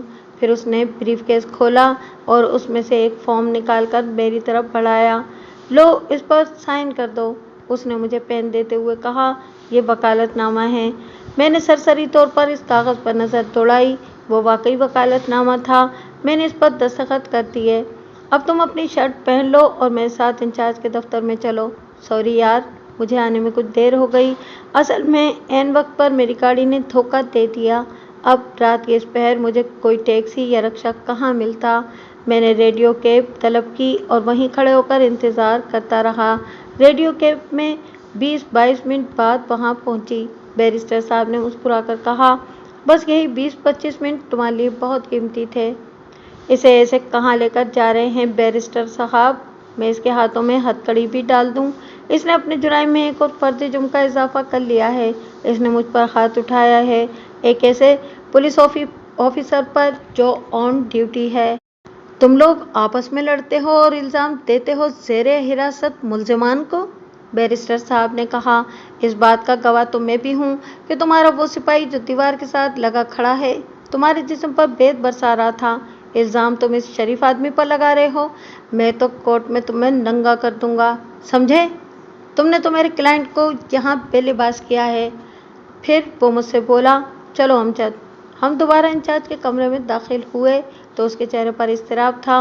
मुझे हैरत हुई कि सुल्तान हवालात के बजाय वहाँ एक कुर्सी पर आराम से बैठा सिगरेट फूंक रहा था। मुझे अपने क्लाइंट का बयान तन्हाई में लेना है, बैरिस्टर अंसारी ने कहा। इंचार्ज ने एक दरवाजे की तरफ इशारा किया। वो भी यकीनन कोई कमरा था। मैं बैरिस्टर साहब के साथ इस कमरे में दाखिल हुआ तो वहाँ एक सिंगल बेड और चंद कुर्सियाँ देखकर हैरान रह गया। गोया इंचार्ज साहब वहाँ बाकायदा सोते थे। बैरिस्टर साहब ने मुझे एक कुर्सी पर बिठाया। कमरे में एक कूलर भी रखा था। उसने कूलर से एक गिलास में पानी भरा और मुझे दिया। पानी पीने के बाद गोया मेरे जिस्म में एक नई तवानाई आ गई। अमजद, बैरिस्टर साहब ने संजीदगी से कहा, इन लोगों ने तुम पर इक़दाम कत्ल और डकैती का इल्ज़ाम लगाया है। जाए वारदात से तुम्हारा पर्स बरामद हुआ है। इसमें न सिर्फ तुम्हारा कौमी शनाख्ती कार्ड है बल्कि कॉलेज का कार्ड भी है। अब तुम मुझे बताओ कि वो चीज़ें वहाँ कैसे पहुँची। मेरे जहन में छमा सा हुआ और मुझे याद आ गया कि मेरा मोबाइल फ़ोन और पर्स गन पॉइंट पर 2 उचक्कों ने छीन लिया था। मैंने इसे शुरू से लेकर आखिर तक सब कुछ सच सच बता दिया। तुमने एसएसपी को बताया था कि पुलिस स्टेशन वाले तुमसे एफआईआर के 300 रुपये मांग रहे थे? जी हाँ, मैंने इन्हें सब कुछ तफसील से बताया था और उन्होंने मुझसे वादा किया था कि वो मुतालिका पुलिस स्टेशन को टेलीफोन कर देंगे। तुम सुबह जाकर एफआईआर दर्ज करा देना। इसके अलावा कोई और बात? उसने पूछा। वो बाकायदा पॉइंट नोट भी करता जा रहा था। फिर वो बोला, तुम्हारा कसूर यह है कि तुमने एसएसपी ईस्ट बनकर पुलिस स्टेशन के इंचार्ज से एसएसपी अली साहब का नंबर हासिल किया, लेकिन हम फौरी तौर पर इस पॉइंट को डिस्कस ही नहीं करेंगे। आओ मेरे साथ। वो मुझे लेकर दोबारा इंचार्ज के कमरे में आ गया। उसने इंचार्ज से पूछा, आपने मुलजिम का बयान लेने की कोशिश की? जी हाँ जनाब, उसने जवाब दिया। आपने इस बयान पर मुलजिम के साइन भी लिए होंगे? इसका बयान तो लिया था, लेकिन इसकी कागजी कार्रवाई पूरी नहीं हुई थी। इंचार्ज बौखलाकर बोला, आपने मेरे क्लाइंट को महज इसलिए हिरासत में रखा कि चाय वारदात से उसका पर्स बरामद हुआ था। न सिर्फ हिरासत में रखा बल्कि इस पर तशद्दुद भी किया ताकि वो आपकी मर्जी का बयान दे सके। बैरिस्टर साहब, आप हमसे ज़्यादा कानून जानते हो। चाय वारदात से अगर किसी मुलजिम का पर्स बरामद हो तो आप क्या समझोगे? मैं इस मुलजिम से पूछूंगा कि तुम्हारा पर्स वहाँ कैसे पहुँचा। बैरिस्टर ने खुश्क लहजे में कहा, हकीकत यह है कि आज दोपहर के वक्त, बल्कि आप यूँ कहें कि कल दोपहर के वक्त 2 उचक्कों ने गन पॉइंट पर इसका पर्स छीन लिया था। इसने मुतालिका पुलिस स्टेशन में एफआईआर दर्ज कराने की कोशिश की तो इससे 300 रुपये रिश्वत के तलब किए गए। इसके इनकार पर हेड मुहर्रिर और एक कांस्टेबल ने न सिर्फ इसे गालियाँ दी बल्कि इसे ज़दोकोब भी किया। ये तो इसकी बनाई हुई कहानी है बैरिस्टर साहब। कभी पुलिस स्टेशन में ऐसा नहीं हो सकता। हाँ, कुछ लोग पैसे मांगते हैं लेकिन आखिर एफआईआर दर्ज कर लेते हैं। केश न सही, वो लोग शनाख्ती कार्ड की गुमशुदगी की एफआईआर तो दर्ज कर ही लेते। ये सब इसकी मन घड़त कहानी है। इसने इस वाक़ये की इत्तला एसएसपी अली को भी दी थी, बैरिस्टर ने कहा। इंचार्ज ने चौंक कर बैरिस्टर को देखा। मुलजिम का एसएसपी से क्या ताल्लुक़ है? ये तो एसएसपी साहब खुद ही बताएंगे। मुलजिम के खिलाफ इक़दाम कत्ल और डकैती का पर्चा कट चुका है, इंचार्ज ने कहा। अब तो आप इसे कोर्ट ही से बरी करा सकते हैं। मेरी जिम्मेदारियां मुझे मत समझाओ, बैरिस्टर ने कहा। आप अभी मुलजिम का बयान लें और इस पर इसके दस्तखत कराएं। मैं एसएसपी अली को अभी यहाँ बुलवा सकता हूँ। इनकी क्या ज़रूरत है? इंचार्ज बौखलाकर बोला। वारदात की रिपोर्ट ना लिखने के गवाह तो वही हैं और इस केस का पूरा डिपार्टमेंट जानता है कि इंस्पेक्टर अली कभी किसी मुलजिम के हक़ में झूठी गवाही नहीं देते। आप अमजद का बयान लें। मैं एसएसपी साहब से बाद में तहरीरी तौर पर वो सब कुछ लिखवा लूँगा। इंचार्ज ने घंटी बजाई तो एक सिपाही फ़ौरन ही कमरे में दाखिल हुआ। हेड मुहर्रिर को यहाँ भेजो, इंचार्ज ने कहा। फ़ौरन ही हेड मुहर्रिर वहाँ आ गया। मुलजिम अमजद का बयान लो, उसने मरे मरे लहजे में कहा। मैंने वही सब कुछ अपने बयान में लिखवा दिया जो मेरे साथ पेश आया था। बैरिस्टर साहब ने इस बयान का जायज़ा लिया, फिर मुझसे दस्तखत करने को कहा। गवाह के तौर पर उसने अपने और सुल्तान के दस्तखत किए और हेड मुहर्रिर से कहा, इस बयान की एक फ़ोटोकॉपी मुझे दे दो। इंचार्ज ने इशारे से कहा कि बैरिस्टर जो कुछ कह रहा है वो करो। साहब जी, इस वक्त इस बयान की फ़ोटोकॉपी कैसे तैयार हो सकती है? हेड मुहर्रिर ने कहा। तुमने इसकी कार्बन कापी तो बनाई है ना? वही कापी दे दो। हेड मुहर्रिर ने कार्बन कापी बैरिस्टर के हवाले कर दी। इसने वो कापी अपने ब्रीफकेस में रखी और उठ खड़ा हुआ। फिर सख्त लहजे में बोला, अब अगर किसी ने मेरे क्लाइंट को एक उंगली भी लगाई तो इसके ज़िम्मेदार इंचार्ज साहब होंगे। रुखसत होने से पहले बैरिस्टर ने मुझे बहुत तसल्ली दी। अब तुम पर कोई तशद्दुद नहीं करेगा, तुम बिल्कुल बेफिक्र हो जाओ। सुबह होते ही कोर्ट से तुम्हारी जमानत करा लूँगा मैं। फिर सुल्तान से मुखातिब हुआ, सुल्तान साहब आपको भी सुबह तक इंतज़ार करना होगा। कोई बात नहीं, यूँ भी अब सुबह होने में देर ही कितनी है। बैरिस्टर के रुखसत होने के बाद सुल्तान भी वहाँ से चला गया। मैं दोबारा हवालात में पहुँचा तो वहाँ कैदियों की तादाद मज़ीद बढ़ चुकी थी, लेकिन इनमें सुल्तान नहीं था। इंचार्ज ने शायद इसके आराम का बंदोबस्त किसी और जगह कर दिया था। अभी वहाँ बैठे हुए मुश्किल से 10 मिनट ही हुए होंगे कि कांस्टेबल करमदीन वहाँ आ गया और बोला, अमजद अली, तुम्हें इंचार्ज साहब बुला रहे हैं। इसने अंदर आकर मेरे हाथ में दोबारा हथकड़ी लगा दी और मुझे इंचार्ज के कमरे में ले गया। मैंने कुर्सी पर बैठने की कोशिश की तो इंचार्ज टपट कर बोला, खड़ा रहे, तू यहाँ अपने बाप के वलीमे में नहीं आया है। मैं इसके बदले हुए रवैये पर दंग रह गया। तू क्या समझता है कि तेरे इस मन घड़त बयान के बाद तुझे रिहा कर दिया जाएगा? फिर तूने पुलिस की हिरासत में होने के बावजूद एक ड्यूटी हवलदार पर हाथ उठाया। ये पुलिस स्टेशन है बच्चे, यहाँ हमारा हुक्म चलता है। वो काले कोट वाला हुक्म तो ऐसे देकर गया था कि जैसे वो बैरिस्टर ना हो, पुलिस का आईजी हो। अभी सुबह होने में देर है, इस वक्त तक तो हाकिम खान तेरे बदन का रेशा रेशा अलहदा कर देगा। फिर मैं देखता हूँ कि तेरा बैरिस्टर क्या करेगा। सुबह तक तू इस काबिल भी नहीं रहेगा कि किसी को पहचान सके। फिर इसने बुलंद आवाज़ में कहा, हाकिम खान। हाकिम खान फ़ौरन ही अंदर आ गया। वो शायद इसी इंतज़ार में बैठा था कि इंचार्ज अब मुझे उसके हवाले करे।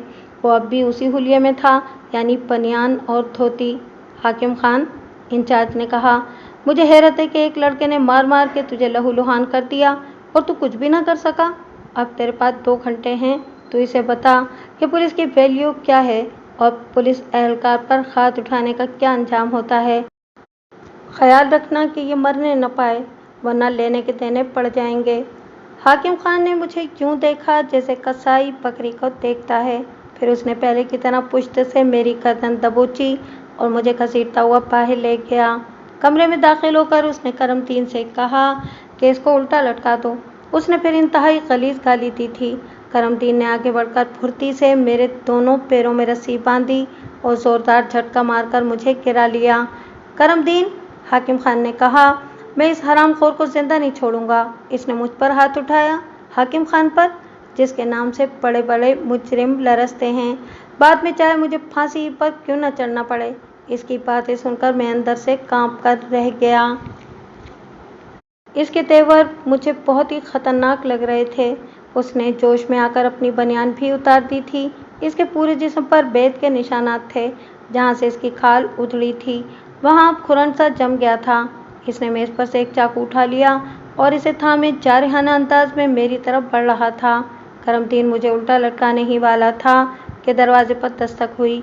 करमदीन ने दरवाज़ा खोल दिया। दरवाजे पर नूर खान खड़ा था। क्या बात है? हाकिम खान ने पूछा। इंचार्ज साहब ने अमजद को अपने दफ्तर में बुलाया है। क्यों? हाकिम खान ने भर कर पूछा। शायद इन्हें इससे कोई ज़रूरी बात करना है। करमदीन ने मेरे पाँव खोल दिए और नूर खान मुझे एक मरतबा फिर इंचार्ज के कमरे में ले गया। इंचार्ज ने झुंझुला कर कहा, इस हरामखोर को यहाँ क्यों लाए हो? इसकी हथकड़ी खोलो और इसे सुल्तान के पास पहुँचा दो। जी सर, नूर खान ने कहा और फ़ौरन मेरी हथकड़ी खोल दी। फिर इसने मुझे एक कमरे में सुल्तान के पास पहुँचा दिया। वो खासा साफ़ सुथरा कमरा था। वहाँ 2 चारपाइयाँ पड़ी थीं, छत पर पंखा भी था और कमरे में पानी का कूलर भी मौजूद था। नूर खान के जाने के बाद सुल्तान ने दरवाज़ा अंदर से बंद किया और मुझसे बोला, तुम इत्मीनान से सो जाओ अमजद, सुबह बात करेंगे। सुल्तान साहब, मुझे इस वक्त नींद नहीं आएगी। मुझे ये बताइए कि बग़ैर किसी जान पहचान के आपको मुझसे इतनी हमदर्दी क्यों पैदा हो गई? यार, इंसानी इंसान के काम आता है। उसने कहा, आज मैं तुम्हारे काम आया हूँ, कल तुम मेरे काम आओगे। मैं समझा नहीं। मैंने उलझ कर पूछा। मैं भी तुमसे कोई बात छुपाना नहीं चाहता। सुल्तान ने संजीदगी से कहा, मैंने तुम्हें हवालात में देखा तो मुझे पहला ख्याल ये आया कि तुम किसी लड़की के चक्कर में आए हो, ऐन वक्त पर लड़की के साथ फरार होते हुए पकड़े गए हो। लेकिन जब तुमने बताया कि तुम पर इक़दाम में कत्ल और डकैती का इल्ज़ाम है तो मुझे हैरत हुई। मैंने सोचा कि कहीं न कहीं कोई गलतफहमी हुई है पुलिस को। मुझे लोगों को परखने का सलीका तो है। मैं समझ गया कि तुम्हें बेगुनाह फंसाया गया है, लेकिन आपने मेरी इस हद तक मदद करने का कैसे सोच लिया? मैंने पूछा। मैं तुमसे झूठ नहीं बोलूँगा। मैं कोई अच्छा आदमी नहीं हूँ, बल्कि एक गैंग का चीफ हूँ। हम लोग गैर कानूनी काम करते हैं। स्मगलिंग, अगवा बराए तावान और ज़ख़ीरा अंदोज़ी, जाली करेंसी और दस्तावेज़ात की तैयारी करते वक्त हमें तुम जैसे पढ़े लिखे, ज़हीन और वजीह नौजवान की ज़रूरत पड़ती रहती है। फिर तुम तो इंजीनियर बनने वाले हो, सो बैरिस्टर अंसारी तुम्हारी ज़मानत करा लेगा। फिर तुम अपनी तालीम भी आगे जारी रखना और हमारे लिए काम भी करते रहना। और अगर मैं इनकार कर दूं तो फिर अंसारी तुम्हारा केस नहीं लड़ेगा, ज़मानत भी नहीं हो पाएगी और मुमकिन है कि तुम्हें कत्ल और डकैती के इस केस में लंबी सज़ा हो जाए। अब फैसला तुम्हारे हाथ में है, हवालात से जेल जाओगे या घर। सुल्तान साहब, मैंने संजीदगी से कहा, मैं अपने ज़मीर का सौदा नहीं कर सकता। मैं आपके किसी भी काम में आपका साथ नहीं दूंगा। ज़्यादा जज्बाती मत बनो अमजद, सुल्तान ने कहा। सुबह तक अच्छी तरह सोच लो। तुम इंजीनियर बनना चाहते हो, ज़िंदगी के बेहतरीन साल जेल की काल कोठरी में गुजारते रहोगे। मैं तुम्हें सुबह तक का वक्त दे रहा हूँ। तुम अच्छी तरह मेरी ऑफ़र पर गौर करो। मैंने भी इस वक्त इससे ज़्यादा बहस मुनासिब न समझी। यह भी मुमकिन था कि वो मुश्तइल होकर दोबारा मुझे हाकिम खान के हवाले कर देता। मैं खामोशी से लेट गया। मेरे जिस्म का जोड़ दुख रहा था, इसलिए मुझे एक लम्हे के लिए भी नींद नहीं आई। सुल्तान खुद भी जाग रहा था और सिगरेट फूंक रहा था। मैंने इससे पूछा, सुल्तान साहब, एक बात मेरी समझ में नहीं आई। आप इतने बड़े गैंग के चीफ हैं, पुलिस वाले भी आपको इज्जत से सलाम करते हैं, फिर आप हवालात तक कैसे पहुंच गए? तो मैं सच्ची बात बता दूं, सुल्तान ने कहा, मैंने अपने सबसे बड़े हरीफ शाहज़ेब खान को ख़त्म कर दिया है। इसके और मेरे दरमियान काफ़ी दिन से झगड़ा चल रहा था। इसके कत्ल के इल्ज़ाम में पुलिस सबसे पहले मेरे ही घर का रुख करती। मैंने एक रोड साइड एक्सीडेंट का ड्रामा रचाया और पुलिस ने मुझे गिरफ्तार कर लिया। शाहज़ेब को मैंने शाम 5:30 बजे के करीब कत्ल किया था, लेकिन पुलिस स्टेशन के रिकॉर्ड में मेरी गिरफ्तारी का वक्त 4:15 बजे है। मैं किसी जुर्म में यहाँ नहीं आया हूँ, बल्कि अपनी जान बचाने के लिए यहाँ आया हूँ। अभी तक मेरे एक्सीडेंट वाले केस की ज़मानत हो नहीं पाई है। तुम इतने ज़हीन तो हो कि अब पूरी बात समझ गए होगे। इसमें जहानत का तो कोई दखल ही नहीं है, मैं बोला। हाँ, इसमें आपकी जहानत का ज़रूर दखल है। फिर मैं खामोशी से लेटा, अंधेरे में छत को तकता रहा। वो रात भी शैतान की आंख की तरह तवील हो गई थी। मुझे अब्बू की तरफ से भी बहुत तशवीश थी और अम्मी की तरफ से भी। न जाने इन लोगों ने रात कैसे गुजारी होगी। अब्बू रात भर कहाँ कहाँ मारे मारे फिरते रहे होंगे। फिर न जाने कैसे मेरी आंख लग गई।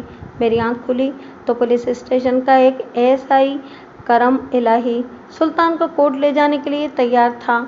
यह भी सुल्तान का कमाल था कि हम इतनी सुबह कोर्ट जा रहे थे। कोर्ट में बैरिस्टर अंसारी भी था और अब्बू, अम्मी और मेरे बहन भाई भी। इन्हें शायद अंसारी ही ने इत्तला दी थी। मेरे हाथ में इस वक्त भी हथकड़ी मौजूद थी। अचानक मेरी नज़र शुमाइला पर पड़ी। मैं गिरफ्तार दिली से इसकी बहन को ट्यूशन पढ़ाया करता था। इस वक्त वो भी आकर वहाँ बैठ जाती थी और कहती थी कि अमजद साहब, आपको इंजीनियर के बजाय वकील होना चाहिए था। आप इतनी मौसर और ख़ूबसूरत अंदाज में बोलते हैं कि सुनने वाला 50% तो आपकी दिलकश गुफ्तगू सुनकर ही कायल हो जाता है। वो कुछ अर्सा पहले लंदन से पारेला करके आई थी और किसी बड़े वकील के साथ काम कर रही थी। इससे अक्सर मेरी गुफ्तगू होती रहती थी। वो इंतहाई ज़हीन और बासलाहियत लड़की थी और वो भी गुफ्तगू और ख़ास तौर पर बहस का फ़न जानती थी। वो इस वक्त वकीलों के मखसूस लिबास में बहुत पुरकशिश और बावक़ार लग रही थी। इसे देखकर मैंने अपना चेहरा दूसरी तरफ छुपाना चाहा, लेकिन वो मुझे देख चुकी थी। वो तीर की तरह मेरी तरफ आई और बोली, मिस्टर अमजद, आप यहाँ इस हाल में? हम सब अपने अपने हालात के असीर हैं शुमाइला साहिबा। मैं भी एक ना करता गुनाह की सज़ा भुगत रहा हूँ। आपका वकील कौन है? उसने पूछा। मेरे वकील बैरिस्टर अंसारी साहब हैं, मैंने कहा। बैरिस्टर अंसारी का नाम सुनकर उसकी तेवरियों पर बल पड़ गए। वो बुरा सा मुँह बनाकर बोली, लेकिन इनकी शोहरत तो अच्छी नहीं है। आप ऐसा करें, मेरे वकालतनामे पर साइन कर दें। अगर अंसारी आपकी जमानत ना करा सका तो पुलिस आपका रिमांड ले लेगी। आप किस पुलिस स्टेशन में हैं मुझे बताएं, ताकि मैं वहां पहुंचकर आपका केस तफसील से सुन सकूं। मैंने इसे मतलूबा पुलिस स्टेशन के बारे में बताया और उसके इसरार पर वकालतनामे पर दस्तखत कर दिए। शुमाइला रुखसत हो रही थी तो अंसारी वहां पहुंच गया और बोला, अमजद साहब, आपने यकीनन कल सुल्तान साहब की बात पर गौर किया होगा। अभी थोड़ी देर में आपको मजिस्ट्रेट के सामने पेश कर दिया जाएगा। आप मुझे बताइए कि आपने क्या फैसला किया है। मैं सुल्तान साहब को अपने फैसले से आगाह कर चुका हूँ, मैंने सर्द लहजे में कहा। इसका मतलब है कि आपको इनकी ऑफर कबूल नहीं है? हरगिज़ नहीं, मैंने कहा। तो फिर मैं भी माजरत चाहूँगा, मैं भी आपके केस की पैरवी नहीं कर सकूँगा। अब आप जाने और मजिस्ट्रेट जाने। वैसे अब आपको सज़ा से कोई नहीं बचा सकता। ये कहकर वो तेज़ तेज़ कदम रखता हुआ एक तरफ चला गया। मैंने राशिद से कहा, राशिद, अभी एक बैरिस्टर साहिबा मुझसे बात कर रही थीं, इन्हें ढूंढो, जल्दी करो, वरना मेरी ज़िंदगी भर की मेहनत तकारत चली जाएगी। राशिद इसी वक्त भागता हुआ चला गया। 15 मिनट बाद वो शुमाइला को साथ लेकर आ गया। मैंने उसे बताया कि अंसारी ने मेरा केस लड़ने से इस वक्त पर इनकार कर दिया है। मैंने मुख्तसरन इसे बताया कि मैं किस केस में मुलविस हूँ और सुल्तान मुझसे क्या चाहता है। आप एसएसपी अली को जानते हैं? शुमाइला ने पूछा। मैं बस इतना जानता हूँ कि वह एक इंतहाई उसूल परस्त और ज़िम्मेदार अफसर हैं। आप शायद ये नहीं जानते कि एसएसपी हमारे फैमिली फ्रेंड हैं। इनकी छोटी बहन से मेरी अच्छी फ्रेंडशिप है और आप लकी हैं कि इस वक्त अली ऑफिशियल काम से यहाँ कोर्ट ही में मौजूद हैं। मैं अली साहब से रब्ता करती हूँ, शुमाइला ने कहा। इसके पास नंबर नहीं था।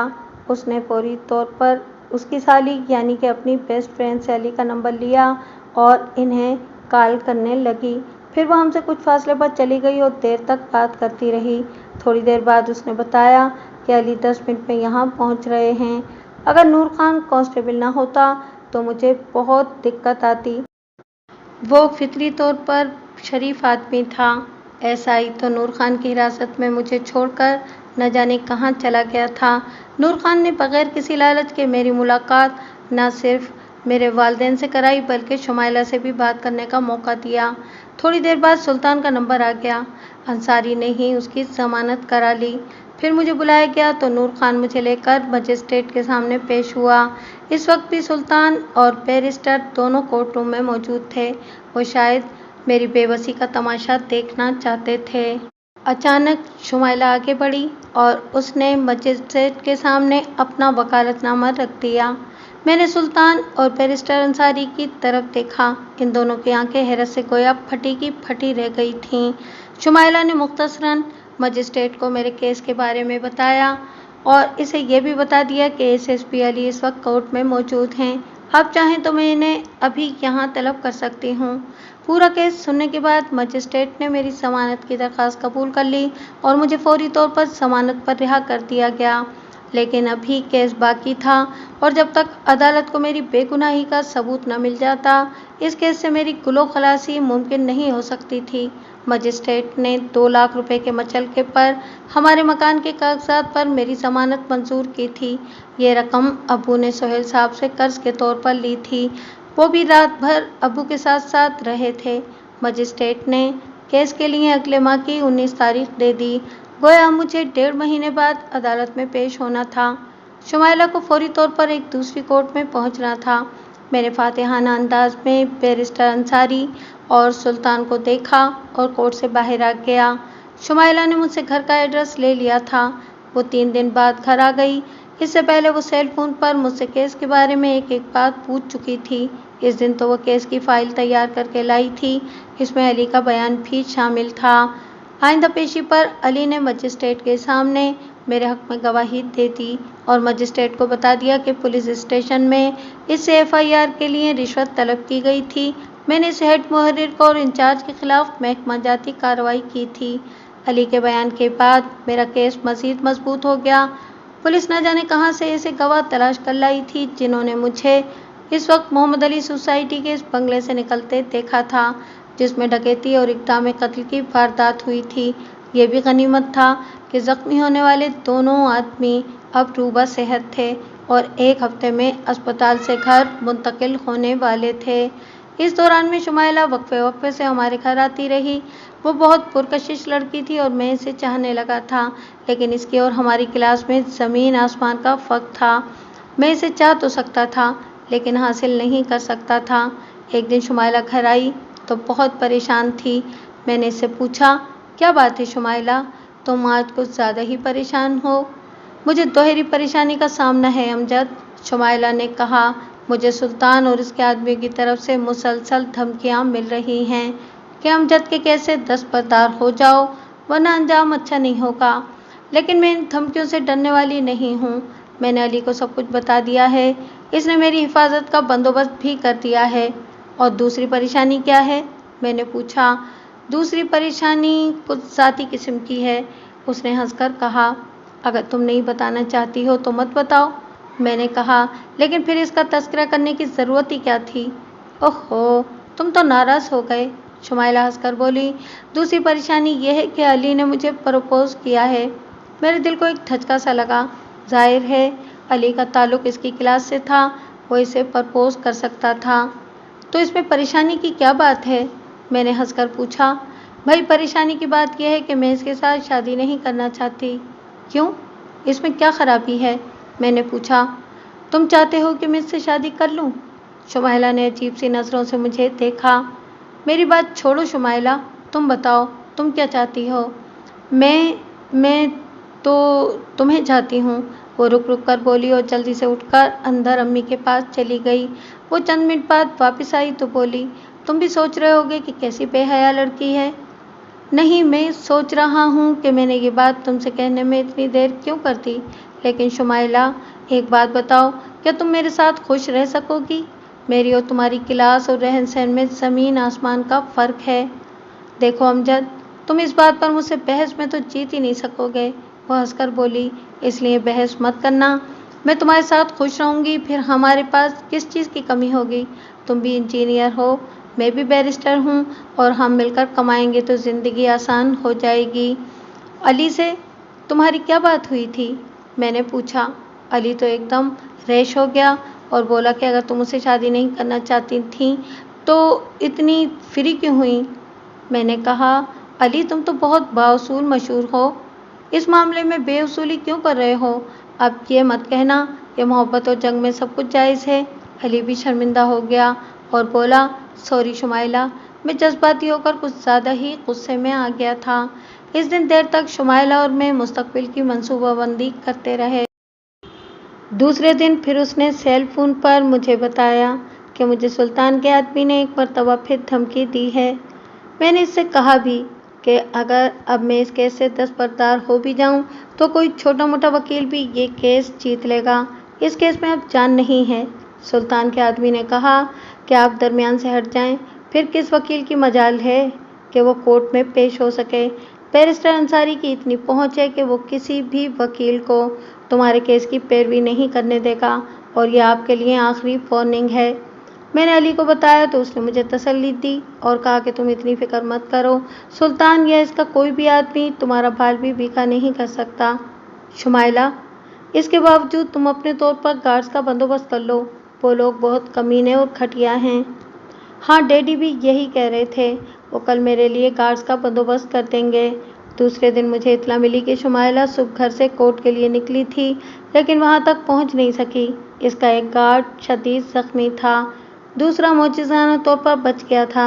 इसने पुलिस को बताया कि शुमाइला बीवी घर से निकली तो सरवर गाड़ी ड्राइव कर रहा था और मैं पैसेंजर सीट पर इनके साथ बैठा था। डिफेंस के फेज़ 4 से निकलते ही एक गाड़ी हमारे बिल्कुल नज़दीक आ गई। इसने सर्वर को रुकने का इशारा किया। गाड़ी में मशकूक किस्म के आदमी सवार थे। सर्वर ने रुकने के बजाय अपनी गन निकाल ली और उसने फायर कर दिया। इससे पहले कि हम संभलते इस गाड़ी से फायरिंग हुई और सर्वर शदीद ज़ख्मी हो गया। इसके बावजूद उसने गाड़ी रोक दी, वरना हमारी गाड़ी किसी दूसरी गाड़ी से टकरा जाती। गाड़ी रुकते ही वो गाड़ी भी अचानक हमारे सर पर पहुंच गई। इनमें से एक आदमी ने पिछली सीट का शीशा तोड़कर शुमाइला बीवी को गन पॉइंट पर ले लिया। پھر ان لوگوں نے میرے سر پر کوئی بھاری چیز ماری جس سے میں بے ہوش ہو گیا۔ اگر وہ شمائلہ بی بی کو گن پوائنٹ پر نہ لیتے تو میں بی بی کو کبھی بھی نکلنے نہ دیتا۔ میں علی سے ملا تو وہ بھی بہت پریشان تھا۔ اس نے بتایا کہ میں نے اپنے جن لوگوں کی ڈیوٹی لگائی تھی ان کی گاڑی راستے میں پنچر ہو گئی تھی۔ انہیں ٹائر بدلنے میں مشکل سے 5 منٹ ہوئے ہوں گے۔ وہ کچھ آگے بڑھے تو انہیں شمائلہ کی گاڑی نظر آئی، لیکن اس میں شمائلہ نہیں تھی۔ انہی لوگوں نے زخمی گارڈ کو اسپتال پہنچایا تھا۔ میرا تو 100% خیال ہے کہ شمائلہ کو سلطان کے آدمیوں نے اغوا کیا ہے، میں نے پر یقین لہجے میں کہا۔ مجھے بھی یقین ہے، لیکن ہم محض اپنے شک کی بنا پر سلطان کو گرفتار نہیں کر سکتے۔ سلطان شمائلہ کو دھمکی آمیز کالز تو کرتا رہا ہے، میں نے کہا۔ اس نے کون سی اپنے نام سے اسے کالز کی ہوں گی؟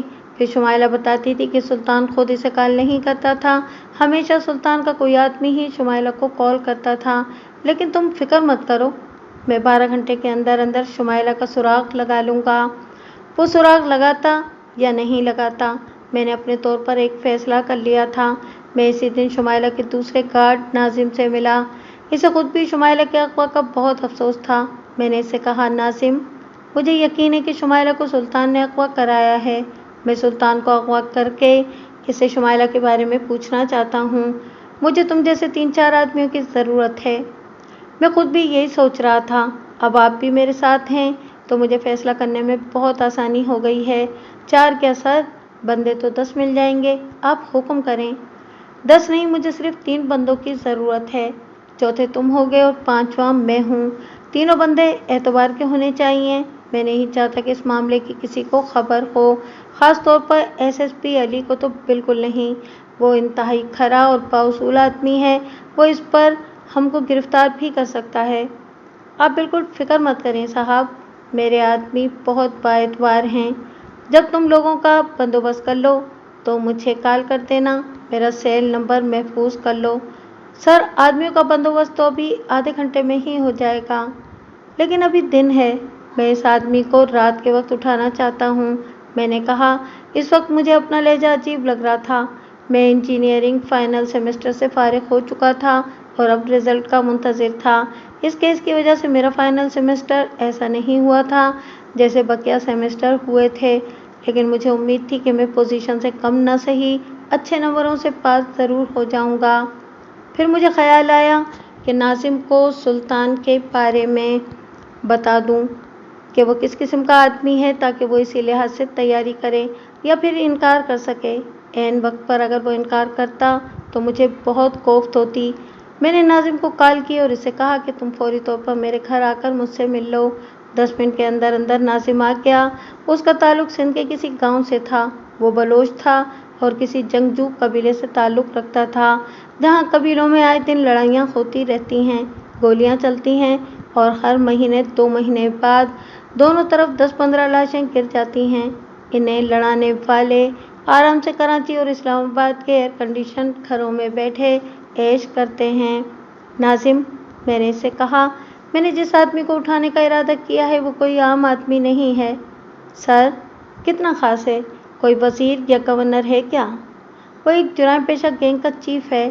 سر، اس کا نام کیا ہے؟ شاید میں نے یا میرے کسی آدمی نے اس کا نام سنا ہو۔ اس کا نام سلطان ہے، میں نے کہا۔ وہ ہر قسم کے غیر قانونی کام کرنے میں ماہر ہے، اغوا، برائے تاوان، اسمگلنگ، ڈکیتی۔ سلطان؟ ناظم زیر لب بڑبڑایا۔ میں نے اس کا نام کہیں سنا تو ہے، لیکن کوئی بات نہیں، آپ بتائیں یہ رہتا کہاں ہے؟ یہ ڈیفینس میں کہیں رہتا ہے، لیکن رات کو دیر تک اپنے لی مارکیٹ کے ایک اڈے پر بیٹھتا ہے۔ میں نے اسے بتایا۔ میں نے اس دوران میں سلطان کے بارے میں خاصی معلومات حاصل کر لی تھیں، خاص طور پر اس وقت جب اس نے شمائلہ کو دھمکیاں دینا شروع کی تھیں۔ ہم اس کے لی مارکیٹ والے اڈے پر جائیں گے اور اس کے باہر نکلنے کا انتظار کریں گے۔ جب وہ وہاں سے اپنے گھر جائے گا تو راستے میں ہم اسے اٹھا لیں گے۔ اس کے ساتھ 2-3 گارڈز بھی ہوتے ہیں، اس چکر میں فائرنگ بھی ہو سکتی ہے، ہم میں سے کوئی زخمی بھی ہو سکتا ہے اور مر بھی سکتا ہے۔ یہ باتیں میں تمہیں اس لیے بتا رہا ہوں کہ تم ہر بات کے لیے ذہنی طور پر تیار رہو۔ موت کی پرواہ نہیں ہے سر، اس نے کہا۔ وہ شمائلہ بی بی کو بھی اس لیے اغوا کرنے میں کامیاب ہو گئے کہ ان کے ایک آدمی نے ان کی کن پٹی پر گن رکھ دی تھی۔ میں ذرا سی بھی حرکت کرتا तो वो शुमाइला बीवी को मार देते, वरना मैं इनके 2-3 आदमियों को तो साथ ले मरता।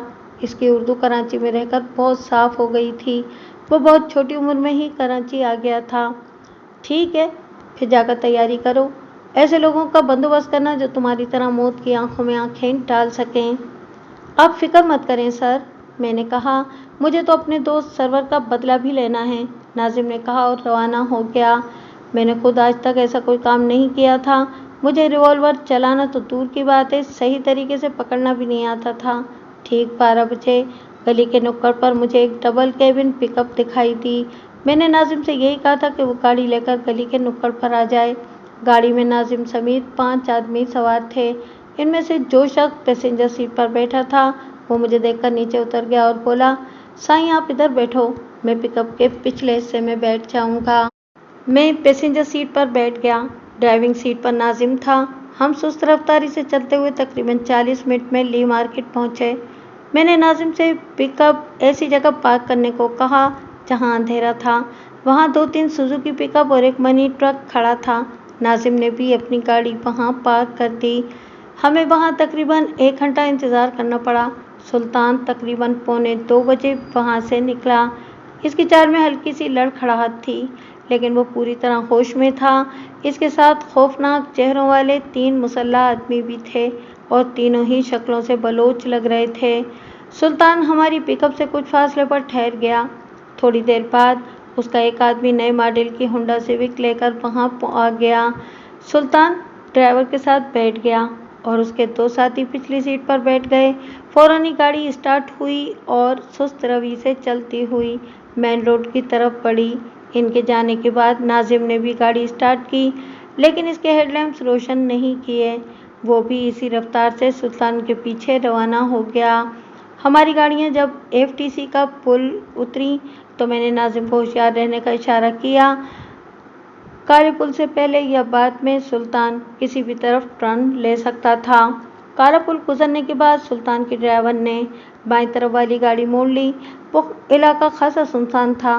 मैंने नाजिम को इशारा किया। उसने बुलंद आवाज़ में अपने साथियों को होशियार रहने को कहा और गाड़ी की स्पीड बढ़ाकर अचानक सुल्तान की गाड़ी को ओवरटेक कर लिया। फिर इससे पहले कि सुल्तान का ड्राइवर कुछ समझ सकता, नाजिम ने गाड़ी एकदम सुल्तान की गाड़ी के सामने रोक दी। सुल्तान का ड्राइवर अगर माहिर न होता तो तसादुम यकीनी था। नाजिम के आदमियों ने फौरन ही फायर कर दिया। फिर इनकी तरफ से भी फायर हुआ, लेकिन कोई जख्मी नहीं हुआ। मैंने गाड़ी से उतरकर तेज़ी से बैठे बैठे दूसरी तरफ निकल गया था। नाजिम मेरे साथ साथ था और वही मुझे गाइड कर रहा था। मैंने सुल्तान को गाड़ी से निकलकर बाईं तरफ भागते देखा। नाजिम ने भी उसके पीछे दौड़ लगा दी और भागते हुए पीछे से उसकी टांगों पर अड़ंगा लगाकर उसे गिरा दिया। इसके गिरते ही नाजिम ने उसके सीने पर राइफल की नाल रख दी और घुर्राकर बोला, बस सुल्तान, अपने आदमियों से कहो कि हथियार फेंक दें और वापस चले जाएं। जल्दी करो, हमारे पास वक्त कम है। फायरिंग की आवाज़ सुनकर कोई भी पुलिस पार्टी इस तरफ आ सकती है। ऐसा हुआ तो मैं कम से कम तुम्हारी खोपड़ी तो उड़ा ही दूंगा। उसने गिरेबान पकड़कर सुल्तान को उठा लिया। सुल्तान ने बुलंद आवाज़ में कहा, तुम लोग वापस चले जाओ, गाड़ी भी ले जाओ। ये दोस्त हैं, मैं खुद वापस आ जाऊंगा। वो लोग फौरन ही वापस चले गए। नाजिम ने चंद मिनट इंतज़ार किया, फिर अपने एक आदमी को पिकअप की तरफ भेजा। वहाँ कोई भी नहीं था। उसने आवाज़ देकर हमें भी बुला लिया। पिकअप में बैठकर नाजिम इसे तूफ़ानी रफ्तार से उड़ाने लगा। अब इसका रुख कोरंगी के सन्नती इलाके की तरफ था। वहाँ पहुंचकर उसने गेट पर हॉर्न बजाया। फौरन गेट खुल गया और नाजिम गाड़ी अंदर ले गया। अंदर जाते ही उसने गेट फिर बंद कर दिया। वो कोई ज़ेर तामीर फैक्ट्री थी जो एकड़ों के हिसाब से फैली हुई थी। वहाँ अभी इमारत का ढांचा ही खड़ा हुआ था। कमरे ऐसे थे जो इस्तेमाल के काबिल थे। शायद वहाँ रहने वाले चौकीदारों ने इन्हें काबिल इस्तेमाल बनाया था। हमने सुल्तान को बांधकर इस पर एक तिरपाल डाल दिया। अचानक मैं सुल्तान के सामने आ गया। सुल्तान ने चौंक कर मुझे देखा, फिर हैरत से बोला, तुम अमजद हो ना? शुक्र है तुमने मुझे पहचान लिया। मेरा तो ख्याल है कि इन चंद महीनों में तुम मुझे पहचानने से भी इनकार कर दोगे। हाँ, लेकिन ये सब क्या है? सुल्तान ने उलझ कर पूछा। शुमाइला कहाँ है? मैंने पूछा। कौन शुमाइला? सुल्तान ने मुझसे पूछा। नाजिम ने आगे बढ़कर उसके चेहरे पर जोरदार थप्पड़ रसीद किया और बोला, तू शुमाइला को नहीं जानता? बता शुमाइला कहाँ है? तुम किस शुमाइला की बात कर रहे हो? सुल्तान ने झुंझुलाकर पूछा।